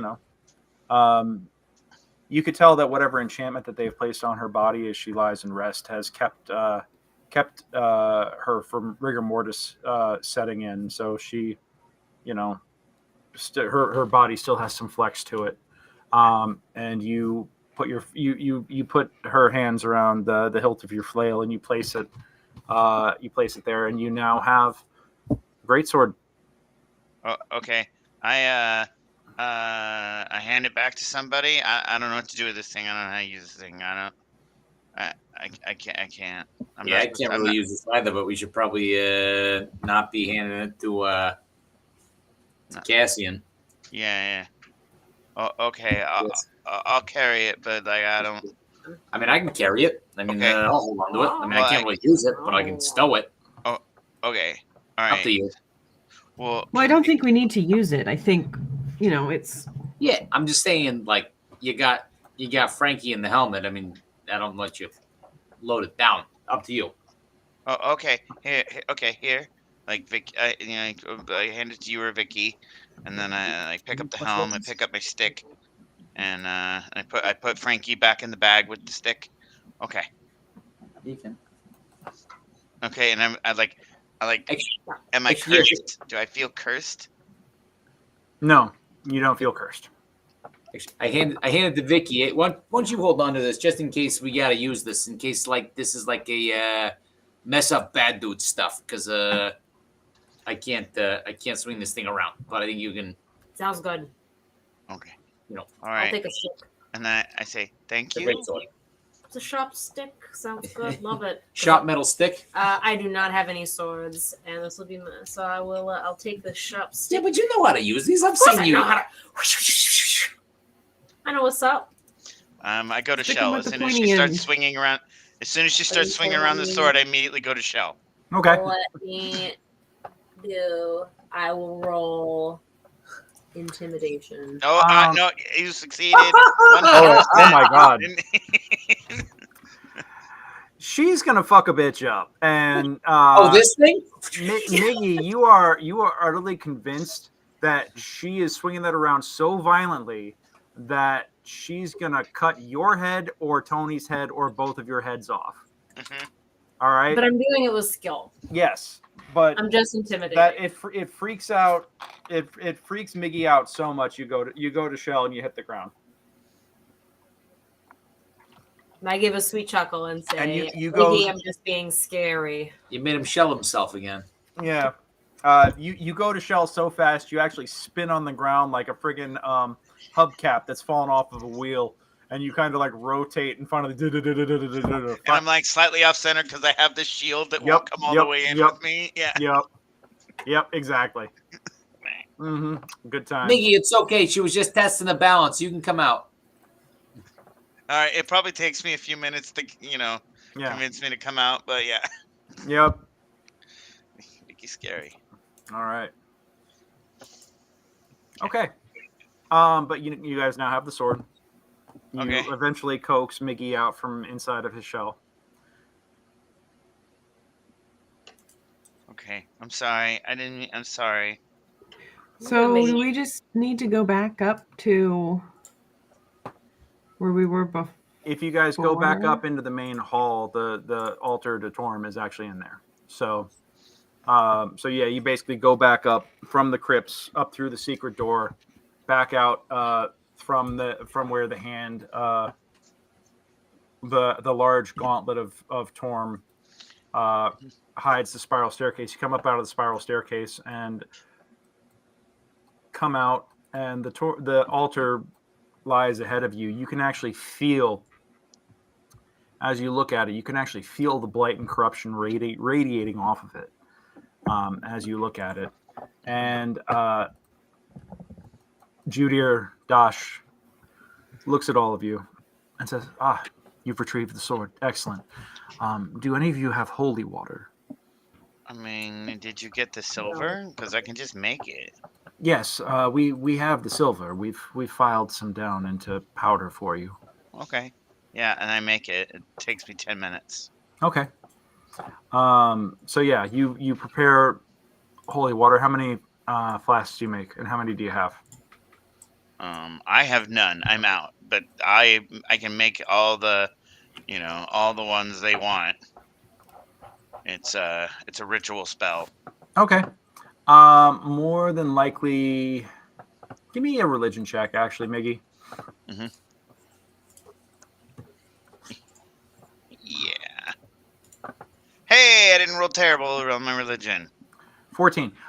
You estimate that it'll take probably 3 or 4 flasks to do this. Okay. Yeah. Give me half hour, and just do it. Okay. Yeah.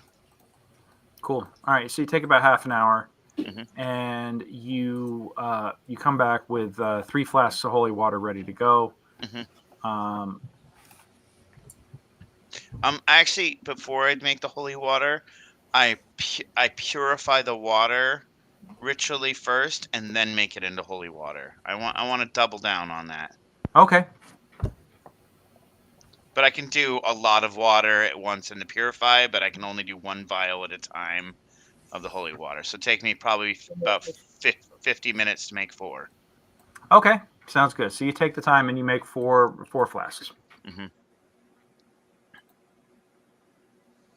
Okay.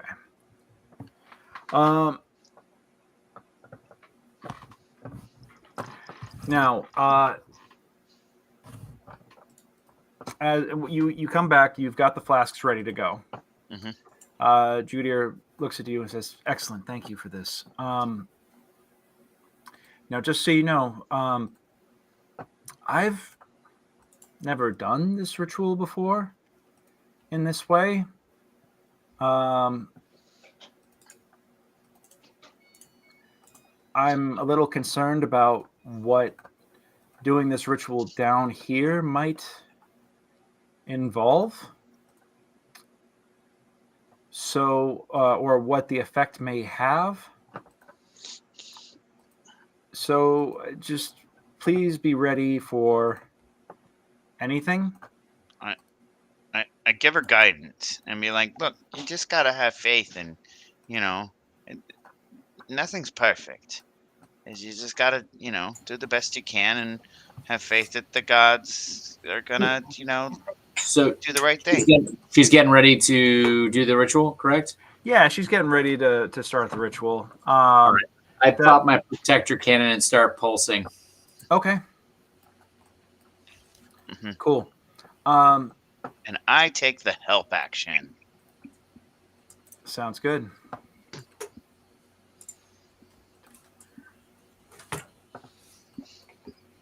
Okay, perfect. Okay, cool.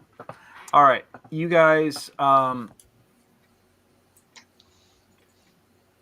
help action.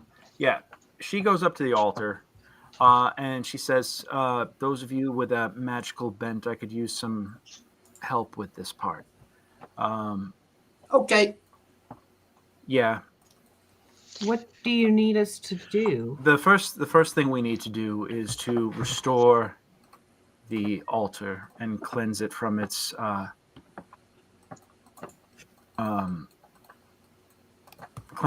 desecration. So I am going to kneel and pray at the altar here. If you would be willing to assist me and help actually literally clean the altar and with the holy water, this will help out greatly. Yeah. Do you want me to be fancy and use Mage Hand?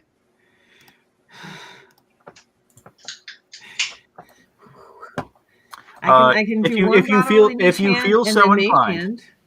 I'll do that. That way we can do 3. I can do 3 at once. Okay. So you're going to go up there and you're actually going to take the 3 flasks of holy water, 1 in Mage Hand and then 1 in each hand, and you go up to the altar here. Like maracas. Yeah, like maracas, and you're going to did you need another hand? You got it, Junie? I got this. Okay. All right, so you go up to the altar, and actually, pardon me, the altar is right here. She's kneeling in front of it. She starts, she initiates a prayer and just starts chanting to herself with her eyes closed. And you start pouring holy water slowly onto the altar. This altar seems to be made of cold obsidian. But as the holy water splashes onto it, it actually sizzles and boils and steams away. like splashing water onto a hot griddle. I shape the water back from the steam back into water, and have it rain down the holy rain back onto the altar. Take inspiration, sir. I already had it. Well, give it to somebody else. Give it to Junie. All right. Junie, inspiration. Yeah. Inspiration Vicki. from the kitty cat. Yeah, we all got inspiration. Oh, that's right. You all Yeah, Bailey gave us inspiration, do. That's true. Okay. but it's much appreciated. You know what? Okay, take like advantage and give me a religion check right now to see if this is actually working. And Vicki and Matt and Tony. 16. 16. Yeah, the more that you pour the water on there, the more it seems like the surface cools down.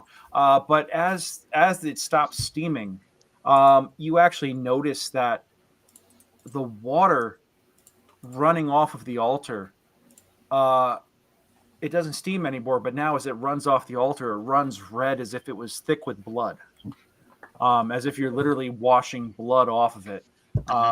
And the blood runs off of it in rivulets and just... but the more water that you pour on, and you're slowly pouring these 3 flasks of holy water out, the more you pour, it's like it was like a wave of blood red, and now it stops spitting, it stops sizzling, and it actually seems to cool down a bit. And after about a minute or so, right, it's almost as if the clouds part. And there we go. There's the 11. And this, whatever it is that was infecting the altar. I mean, the best thing I could say is it's like pouring alcohol on an open wound, and cleansing it of potential infection. That's the best way I can describe this. So after about a minute, Anthony, you and your little mighty army, you guys are, Tony, you guys are doing your own little thing right now, focusing with the protector cannon. Vicki and Matt, give me perception checks, please.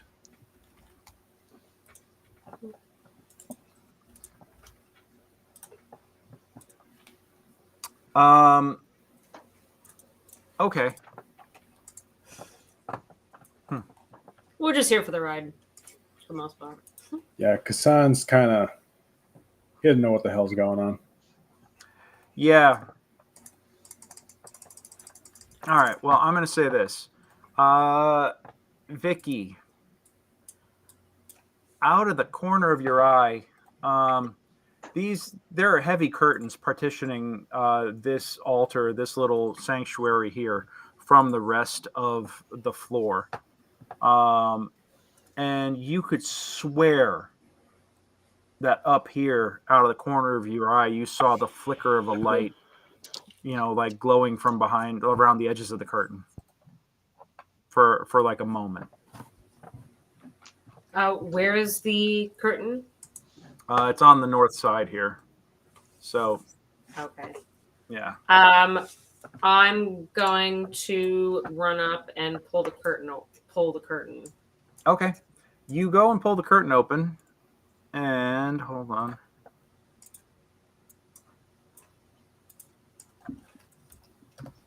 You pull the curtain open and you see a doorway. And as you pull it open violently, it's like whatever light source was in there suddenly flashes out. It's just gone. And you look about, and the only thing that's lighting this area is whatever light sources you guys have. Guys, I saw some light over here, but it must have gone out. So, I mean, yeah, they're in the middle of doing the. You guys are in the middle of doing the ritual, and at this point the altar is still running red with blood as you go and investigate this. Let me see. 1 second. Oh, what to do about that H5? Let me just tell you. So these, you just basically see a doorway and what looks to be like a circular stairway that goes up. It looks like it probably starts going up into the towers. But yeah, this area is just like curtained off. And yeah, do you want to just leave that open for now? No, I'm going to close it again. Okay. And go back to looking at the blood running off of the altar. Okay. Cool. Yeah. After a moment or two, the blood stops running. Let me see. Can I actually restore that? Hold on. Polygon, rectangle. They changed the damn toolbar here on Roll20, and I'm like, I think I shouldn't have accepted the upgrade. But at least not without getting to play with it first. Damn it. Hold on. It won't let me put that on the... God damn it.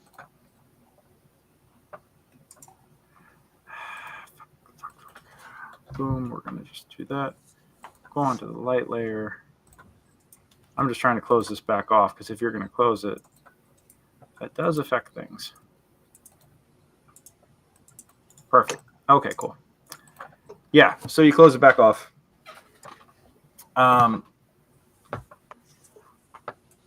Miggy, what's your passive perception? 17. 17. All right. You're looking about, and you see as Vicki closes that glow kind of returns from the backside of that, from behind that curtain. Mm-hmm. Yeah.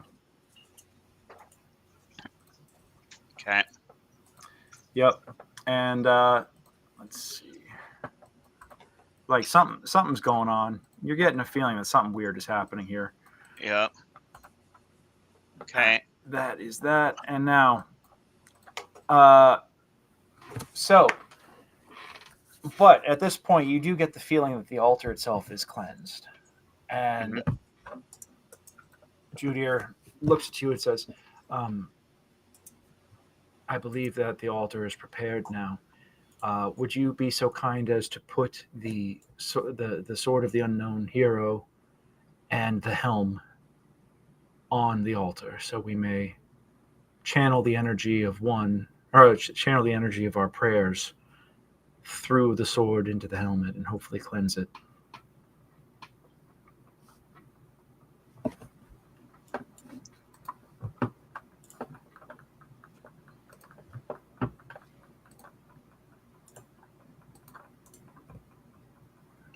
Well,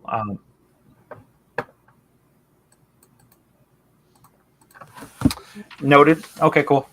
Yeah. So, but she's looking at you, going like, "Pardon me, miss. May we have the sword? We're ready for it now."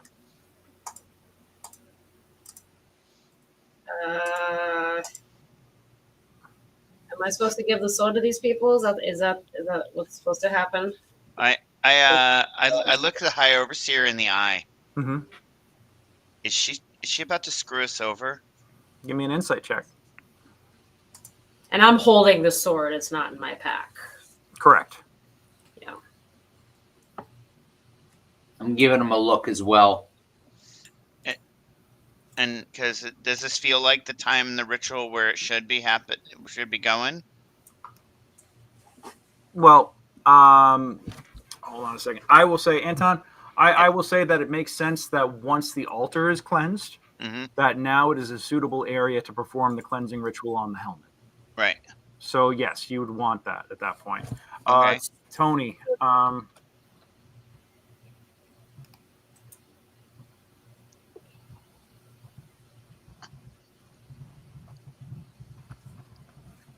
Good night, Dave. Hi, Dave. Hi, Dave. So I'd rather place the sword directly on where it's supposed to be versus handing it off to somebody else. That is fine. Just please put it across the altar here. Okay. We will use it to focus our energies, but I will also need the helmet placed atop it. Are you, Miguelle? Are you prepared to relinquish the helmet? Okay, I take Frankie. I take the helm that's got Frankie out, and I'm like, okay, Frankie. All right. All right. Like, make sure you guide all this cleansing right, okay? And I set Frankie down on top of the sword, and like, there's a sword here if you need it. To Frankie, Hmm. And I set him down. Okay. So she set you set the helmet down on top of the sword, and she starts to pray. And I just made the religion check for her, and wait 1 second.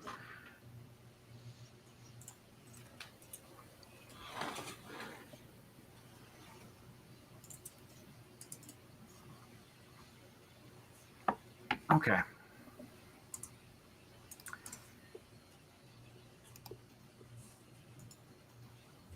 I will say this. After she starts saying the prayers, and she says,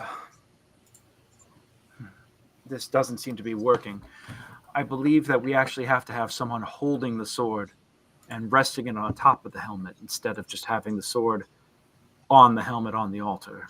Would any of you be so kind as to hold the sword in place?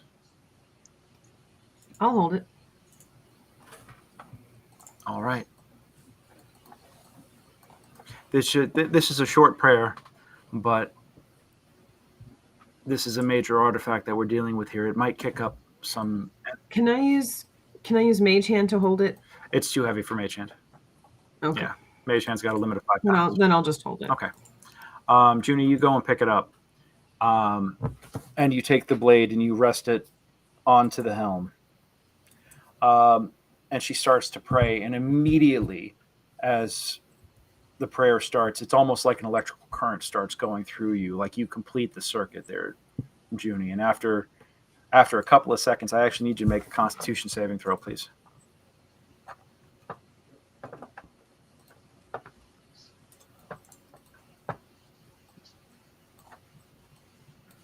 $19. Okay, that. Okay. Yeah. You feel the energy surging through you, and you're like, "Fuck."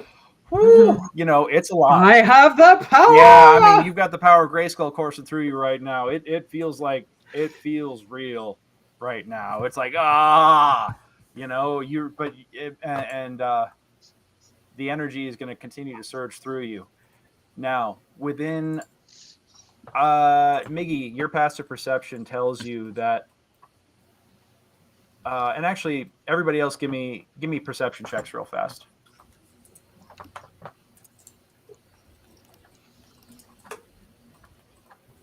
Yeah, Junie, you're a little preoccupied right now. But Tony, give me one. Should be loading, surely but slowly. Is your 20 is not a good perception? Yeah, I think Well, you're looking at mine. It is, Mine- but you're currently riding the lightning. That's true. Yeah, and Vicki and Tony, you're both watching as this is going on, and you're kind of like looking at each other like, do we intervene? Like you're actually watching like electrical energy, like some sort of energy surging through Junie as she's completing the circuit, and it's like, oh boy, a little concerning. She doesn't seem to be in distress yet, but that could change at any given moment. Yeah, basically. Now, Casan and actually, it's pretty much just Casan, and I'm going to say Miggy, by virtue of your passive. By virtue of your passive, you both notice glowing light coming from behind both curtains again, to the north and to the south. Mm-hmm. Glowing lights, and they seem to be getting brighter and brighter now. All right, I'm going to cast Spirit Guardians, and I'm going to say that none of us here in the Tortletoni group or the High Overseer can be hurt by the spirits. Okay. All right, hold on a second. And what kind of appearance do you want them to have? I mean, this nice spirits that that probably inhabited this thing. Like, I don't know, it's whatever's appropriate. Oh damn! All right. Okay, so yeah, they look to be of. I'm going to say it's Sylvanas that is channeling the that is bestowing these upon you. So they seem to be almost fey-like in energy, like motes of light, almost like Tinkerbell and Company. Yeah. Coming and floating about. Yeah. And immediately upon calling them forward, those lights behind the curtains flicker out immediately, like as if they're doused. They just disappear, and pff, they're gone for now. Right. All right. Junie, I need another saving throw.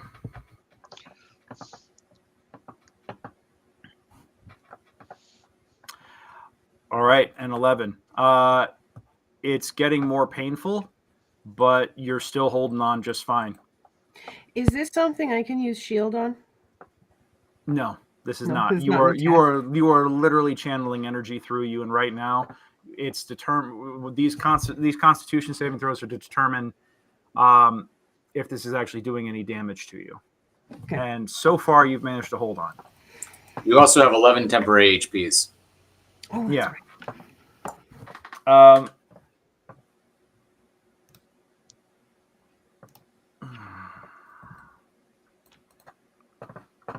Okay, I need to hold on. Where did I put that? Aha. All right, I'm gonna walk down over to here and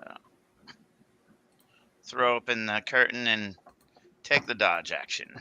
Okay. I'm just looking at one thing real quick. Yeah, it's doing the thing where it's not really letting me move my token. It keeps.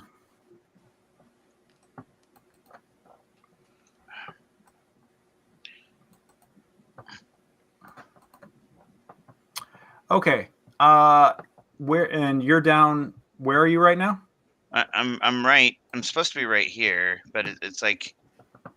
Okay, so I can't move my you're going token. south. All right, so Spirit Guardians are within 15 feet of you. Correct. Got it. Okay. Then in that case, I need everybody to roll initiative. Yayo.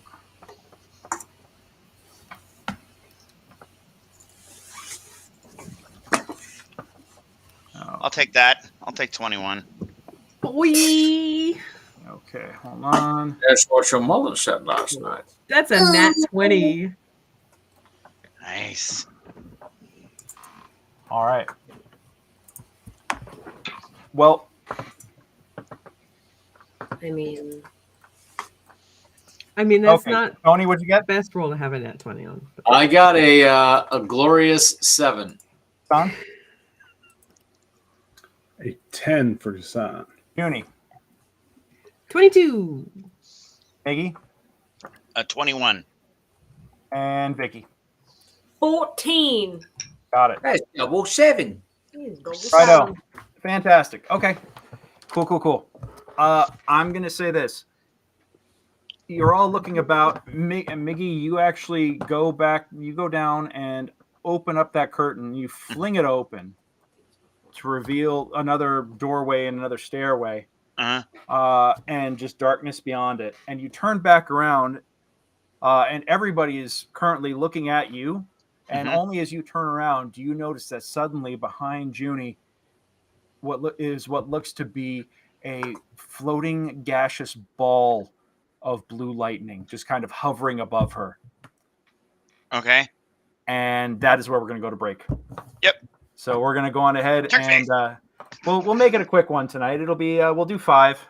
Just 5 minutes. Freshen up your drinks and we'll come right back. Okay. This is fine. 5 minutes. Yeah, this is great. Unless you This guys is need, if you fine. guys need 10, let's take 10. Okay. Yeah. All right. Well, we'll be right back.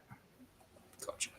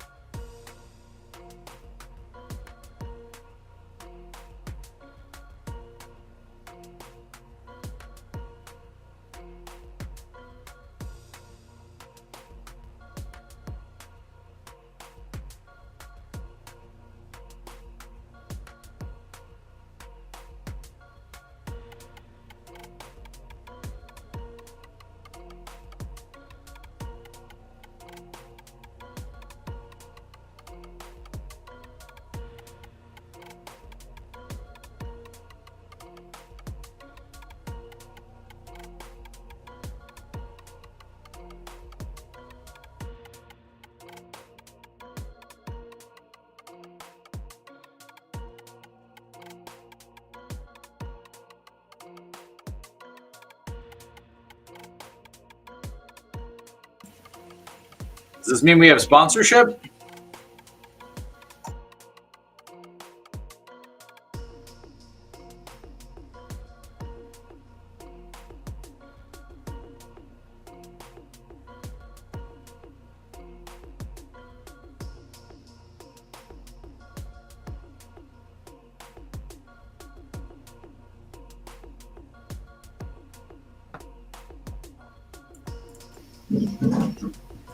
What was that about sponsorship? I was wondering, I don't know if it was coming through here, but I was getting a whole thing about power. I don't know if it was coming through Greg's. It was a whole like reserve power system commercial that played twice.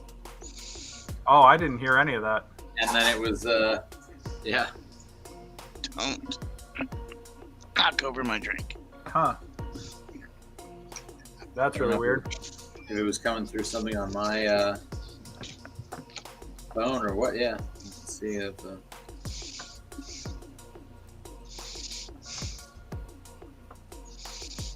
Okay. Cool. All right. Well, we have the initiatives. And I will say this. The bad guys have the drop. Are they doing your classic dastardly act as one? No, they have separate initiatives. Oh yeah. These motherfuckers. Yep. All right, I've given Miggy an aura here, so this way we can. Perfect. Yep. And let's do. All right. Cool. Let's get back at it. So as I mentioned, orb of energy crackling over Junie right now. Junie, you are, because you are currently part of the circuit here that is channeling and cleansing this helm, you are essentially immobilized and unable to do anything. Yeah, your whole life right now is just being a divine conduit. And did this lady say how long is? I mean, I know she said short prayer. She did not specify how long, but she has currently got her eyes closed and is hard at work on getting the chanting. Okay. Yeah, so Awesome. but I will say this: my bad guy is going to get an advantage on an attack roll, and with a 22, you're going to get zapped for 9 lightning as this arc of lightning, this bolt goes straight into your back. Am I able to do a shield on that as a reaction? You're not aware of the peril. Oh, fair enough. Yeah, because it's behind you, and you're currently like, Rised. Yeah. So Okay. that's what's going on there. And You said 9? Yep, 9 points. You're going to stagger. I'm going to need you to make a concentration check. She didn't take any damage. Oh, that's right, because you have your temporary hit points. Yes, so it's 9 of my temporary hit points. Okay, yeah. So I'm going to say that you actually like take this smoke like a champ. You just are like it just peels right off of you. But now I do need you to make another Constitution save. Not concentration? Not concentration, Constitution. Now, okay, dirty 20. Yeah, you are like, now you're just like gritting your teeth and going even harder. You're like, okay, nothing is stopping this. My hair is like spiking up and yeah, flame orange. Yeah, exactly. Your hair is starting to look like Dana Bear when she's possessed by Zool, you know, just like puffing up big, and your eyes are getting big, and you're just like, ah! You know, it's over 9,000. This isn't even my final form. Ah! So yeah, you're conduiting very well. Miggy, it's your turn. What do you want to do? Okay, so I'm gonna run over to here. Why is this not doing? Hold on, let me check your token real quick. No, it's my computer. Oh, okay. All right, well, you moved it there. Yeah, I know, but for some reason it won't move up. It's my stupid trackpad thing. Where do you wanna wind up? I want to go up over here, not in base to base with it, but so I'm gonna ping the spot just below right there. Okay, so right by Vicki. Yeah, and then Okay. so that it'll have to start its turn within Spirit Guardians, and I'm gonna blast it with radiant damage. Go for it.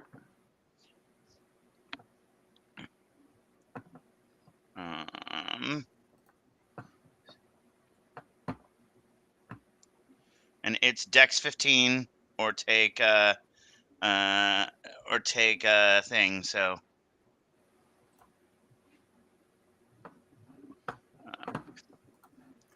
yeah, definitely made the save. Okay. Well then.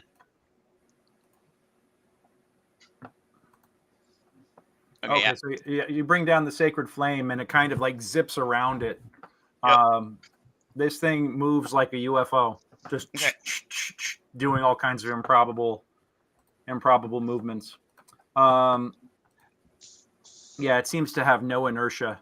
I mean, or no drag, no outside forces or anything, or like acting on it.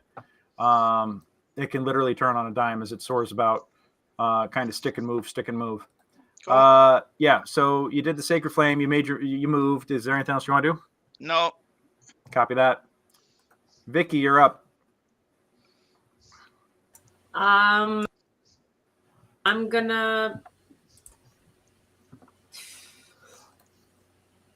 just gonna take a couple steps back because I don't like whatever is happening here. And I don't have no magical spells, but I have a magical crossbow. That's true. So I'm just gonna try shooting it. We'll just see what happens. Go for it. Oops. By the way, I should actually have a freaking token on here for Judier. So this is Judier right here, as she's kneeling in front of the altar. Right. Okay. 20. That is a hit. Go ahead and roll your damage. It's 13. Okay, cool. Any other stuff you want to do with it? Shoot it again, or yeah. I mean, does it do what, anything? What is the yeah? Your bolt goes into it, and you can actually see the bolt pass through it, but the magical energy clearly has an impact on it. Yeah. Okay. Yeah. Great. It has an effect. Let's put it that way. Oh, you're hitting again? Yeah. Okay. Cool. All right. That 26 will hit. Yeah, that hits, and yeah, you have diminished it even further. It's looking pretty weak, but it's hanging in there for the moment. Anything else you want to do? No. Okay. At this point, another one appears directly over Judier. And takes 38. I get a dex save, thank you. Wisdom save, pardon me. Yeah. Trying to rush me. How dare you, sir? This is my holy aura. Okay, roll your damage. Okay. Sorry, I wasn't on that spell at the moment. It's okay. 15 radiant. Yeah. All right. Fucking hell. Okay. Cool. Well. And its movement is half. Yeah. These guys aren't planning on going anywhere. Oh my God. All right. Well, let me tell you. You managed to actually disrupt it with the Spirit Guardians to the point where it misses a bolt of light. It fires off an arc of lightning at Judier and misses her completely. It actually bounces off the altar harmlessly. You managed to throw it off that well. Casan, you're up. Casan was going to go running after the one on top of June, but since this one appeared right in front of him, He will raise up his shield and swipe at it. Got it. All right, give me an attack roll. All right, 1 second.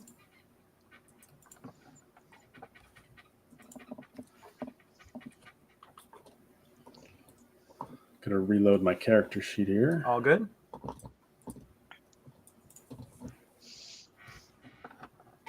$17 is a miss. All right, I do get a follow-up polearm master swing. Go for it. 8's also going to miss. All right, that's all I got. I'll stay put. Copy that. Tony, talk to me. All right, so I'm rolling an Arcana check here. Do I understand what the heck this friggin' thing is that's in front of me with a 25? Jesus Christ, a 25? Yeah. Hold on 1 second. See Anthony on the field. Is he under Owly? Yeah, we're all stacked up. They're riding on the shield, the little shield ledge. Peering over the parapet.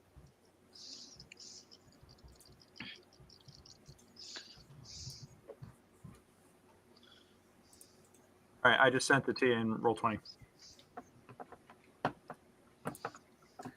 Okay. And do I know these as being resistant to anything? Yeah, they are resistant to elemental damage and non-magical physical attacks. They're also immune to lightning and poison. Gotcha. All right. And the one that's near Junie is the most banged up, right? They're both looking pretty fucked up right now. Yeah. But which one looks the most banged up? I would say that the one that is over Junie looks a little dimmer. Yeah. All right. Yeah. And I'm like, hey, you get away from my Junie. And I am going to toll the dead on it. All right. I get what, a wisdom save on that? Wisdom save of 14. Fail. All right. Let's see here. That's first. 2d12. Kabam. Wow.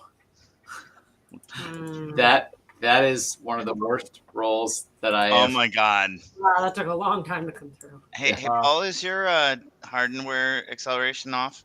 I think that's probably what it is. Yeah, here's something's weird on Yeah. your thing. Hardware acceleration is probably off because of let me turn that back on. Yeah, so on a 2d12 I rolled a 3. You rolled a 3 on 2d12. Don't worry, the radiant damage at the start of its turn will probably wipe it out. Yeah. It doesn't seem to really be, I mean, it seems to barely be touched by this. But anything else you want to do? I will, I'll take my bonus action. And again, that'll probably be, I gotta go back to turn my hardware accelerator on at some point. I'm going to use my bonus action to pulse my protected cannon to give Junie and Judir Dash. Well, she didn't take any points. Yeah, they haven't taken any damage. Well, Junie did, didn't she? She got. Junie's temporary hit points got knocked down. Yeah, but she still got 2. Okay, so she's now. So I'm going to pulse that. She's now going to have 4. Okay, better than nothing. Yep. That is my bonus action, and that will do it for me. Cool. All right. No, I'm not going to move because that would attack. That would get out of there. And I'll say, because I would, if I move, I would get an attack of opportunity on myself by the Will-O-Wisp, correct? If you move away from it, yes. Yeah. All right.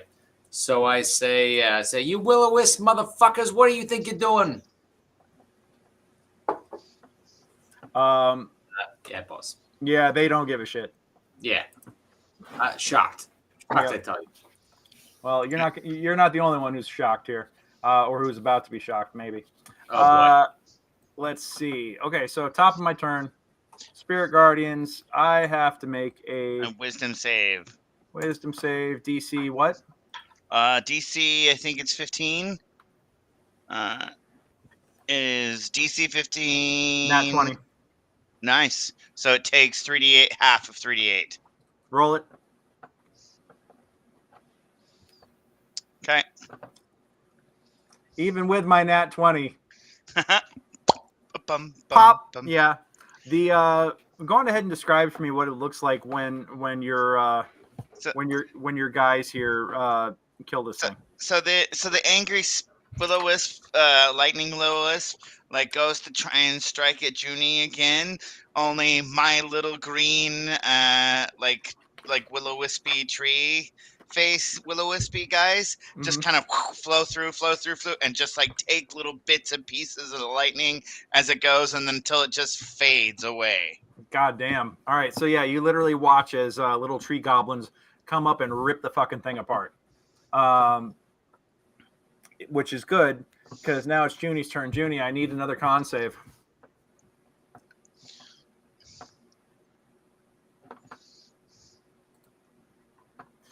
Woo, you're holding on. Oh my God, you're holding on. All right. 12 is good enough to make it for now. All right. You're still hanging in there. Miggy, you're up. I blast it, make it, these things have super high dex, don't they? I got a +9 dex save. Come at me, bro. Yeah. And so instead I'm going to go right up next to it and smash it with the shield. Your flail is down in the crypt, though. Don't forget. No, with the shield. I'm aware. I'm just going to smash it with the shield. All right. I'm going ahead and roll your attack. Okay. Are you going to bolo it? Yeah. Yeah, that's gonna fucking work. All right. Let's it's the athletics. Here you go. You know what?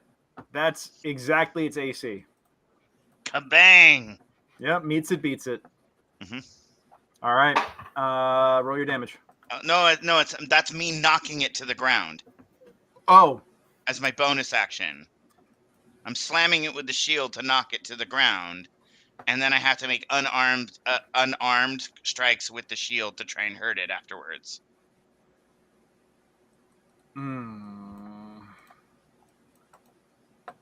Technically, it's incorporeal, but it's a magic shield, so I'm gonna let it happen. It is a +2 magic shield, so yeah. Yep. And with Shield Master. So, yeah, you come rolling up on this thing with your shield, and if it had a face, it would look at you like, bitch, please. And then you crack it, and it just, dong! And it spikes into the ground, and it kind of like, it's almost like you're like dribbling a basketball for a minute with the shield, you know?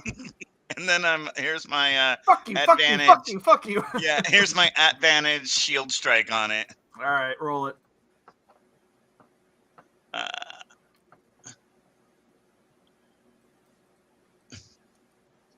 Not enough to actually like hit it, unfortunately. But, yeah. Again, Oh wait, no, but +2 for the only a 17. Shield. Only a 17. AC is 19. Oh right. Okay. Well, there you go.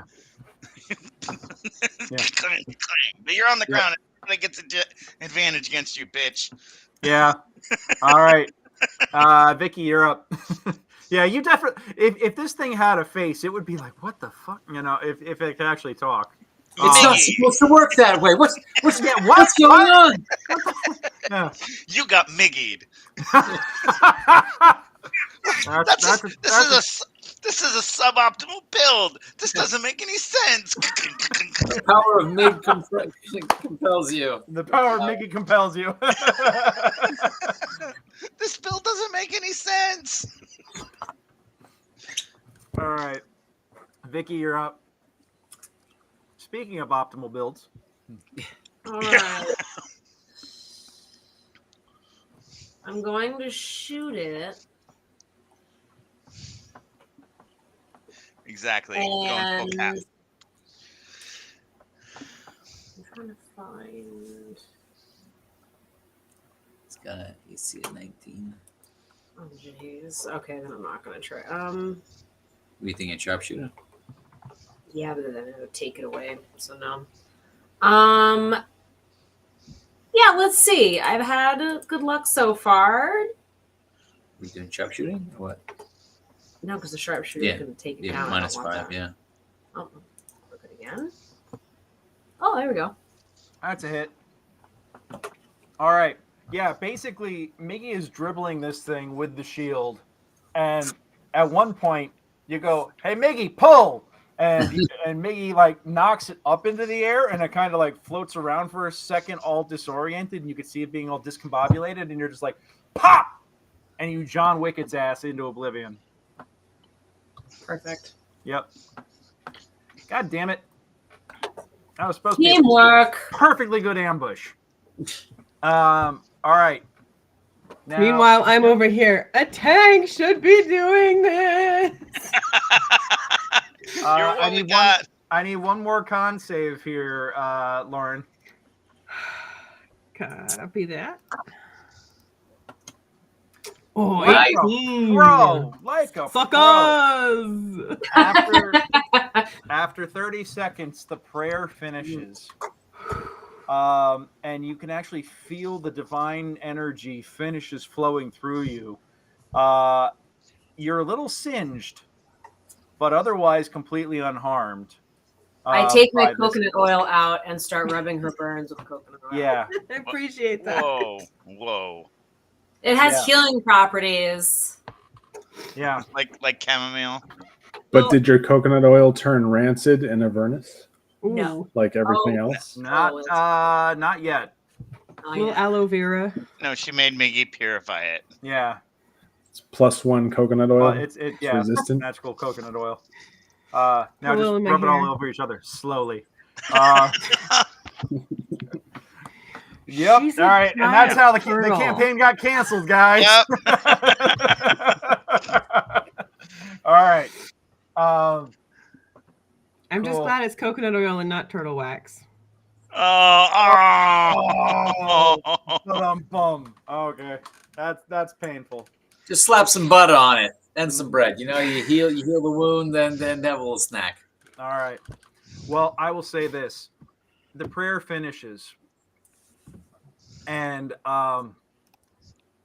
Junie, the energy finishes surging through you. Vicki is approaching you with this balm for your power, and I will say.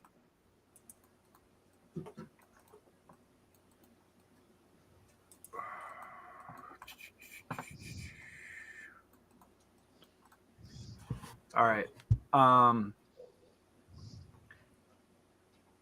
She looks at you and says, I believe we've cleansed the helmet. Okay. Good. Who amongst us feels brave? I mean, I think I've done my bit. You need to stand down. When you say brave, could you give me a little more context, please? The next step is for someone to try to don the helmet and commune with Torm. Does he usually like somebody who actually prays and stuff, or someone who does he care? Just It would be helpful to have someone who is of faith. Yes. okay. But Anthony, I'm too dumb. What if I don't understand what he says? I think you're gonna understand what he's saying. It's straight to the point stuff. None of this nonsense diplomatic stuff. Usually, I think, at least from the stuff I've read, the divine stuff, they tend to be pretty straightforward. But mysterious ways. Yeah, but I think just give it a try. I believe in you, buddy. Okay. I put the helmet on.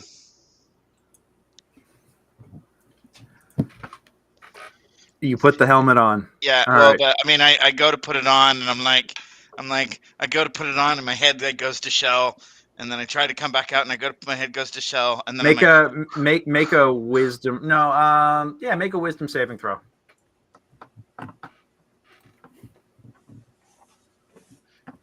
and Make then a curly saving throw. Okay, And, make a dex save now. that's it. Did I accidentally put it on? Yes, you 100% put it on. You're like you're trying to be reflexive about it, and you get it all crossed up, and suddenly the helmet boop just plops onto you in like perfectly. And you hear a rushing of air around you, Okay. and suddenly you feel the sun on your skin. You're breathing clean air. Oh, It's a beautiful blue sky. Oh, oh, that's nice. And you turn around and there's 3 people next to you that you've never seen before. And that is what we're going to cut for tonight. Yay. All right. Bum, bum, Bum, bum, bum. Yep. Cleric shit. Yeah. Big cleric shit. Big cleric energy happening tonight. So thank you all so much for everybody who hung out with us tonight. Johnny, thank you for joining us. Dave, thank you for joining us in the chat tonight. Hope you guys are having a good night. Thank you so much for hanging out. We will be back next week. That will be the 28th. We'll be back 7 p.m. Pacific, 10 p.m. Eastern. In the meantime, if you enjoyed this, please do us a favor. Like the video on YouTube. Leave a comment. Like it on Facebook. Like it on Twitch. Leave comments as you rewatch. I will go through and happily react and respond to things as things come up. So it just helps other people discover us. But in the meantime, once again, I have been DM Greg. I'm a professional dungeon master. You can hire me to run games like this for you and your friends. Hopefully, I will remember to open up all of my notes before we start the session next time, because I was missing some pretty crucial stuff there for a minute. So apologies for some of the delays as we were running tonight. But going forward, if you want me to run games like this for you, you can find me at secretsofthebarrowmaze.com. I'll put that in the captions again right now. I've got a new website for my game, my DMing stuff coming up, as I'm starting to offer other game systems, the new Marvel game, the new Fallout game, Star Trek Adventures. These are all games that I'm preparing to offer to folks. Who knows? Maybe we'll try some of these systems out with with the group here. Maybe I'll bring in some other friends someday, and we'll mess around and see what else we got here. So I'd love to explore some other systems as we continue on this campaign. Once again, I've been DM Greg. You've been you. These have been the Tortletonis and friends. We'll be back next week. And until then, be good to yourselves. Be good to each other. Take care. And until we see you next, roll them 20s. Hope you all have a great night.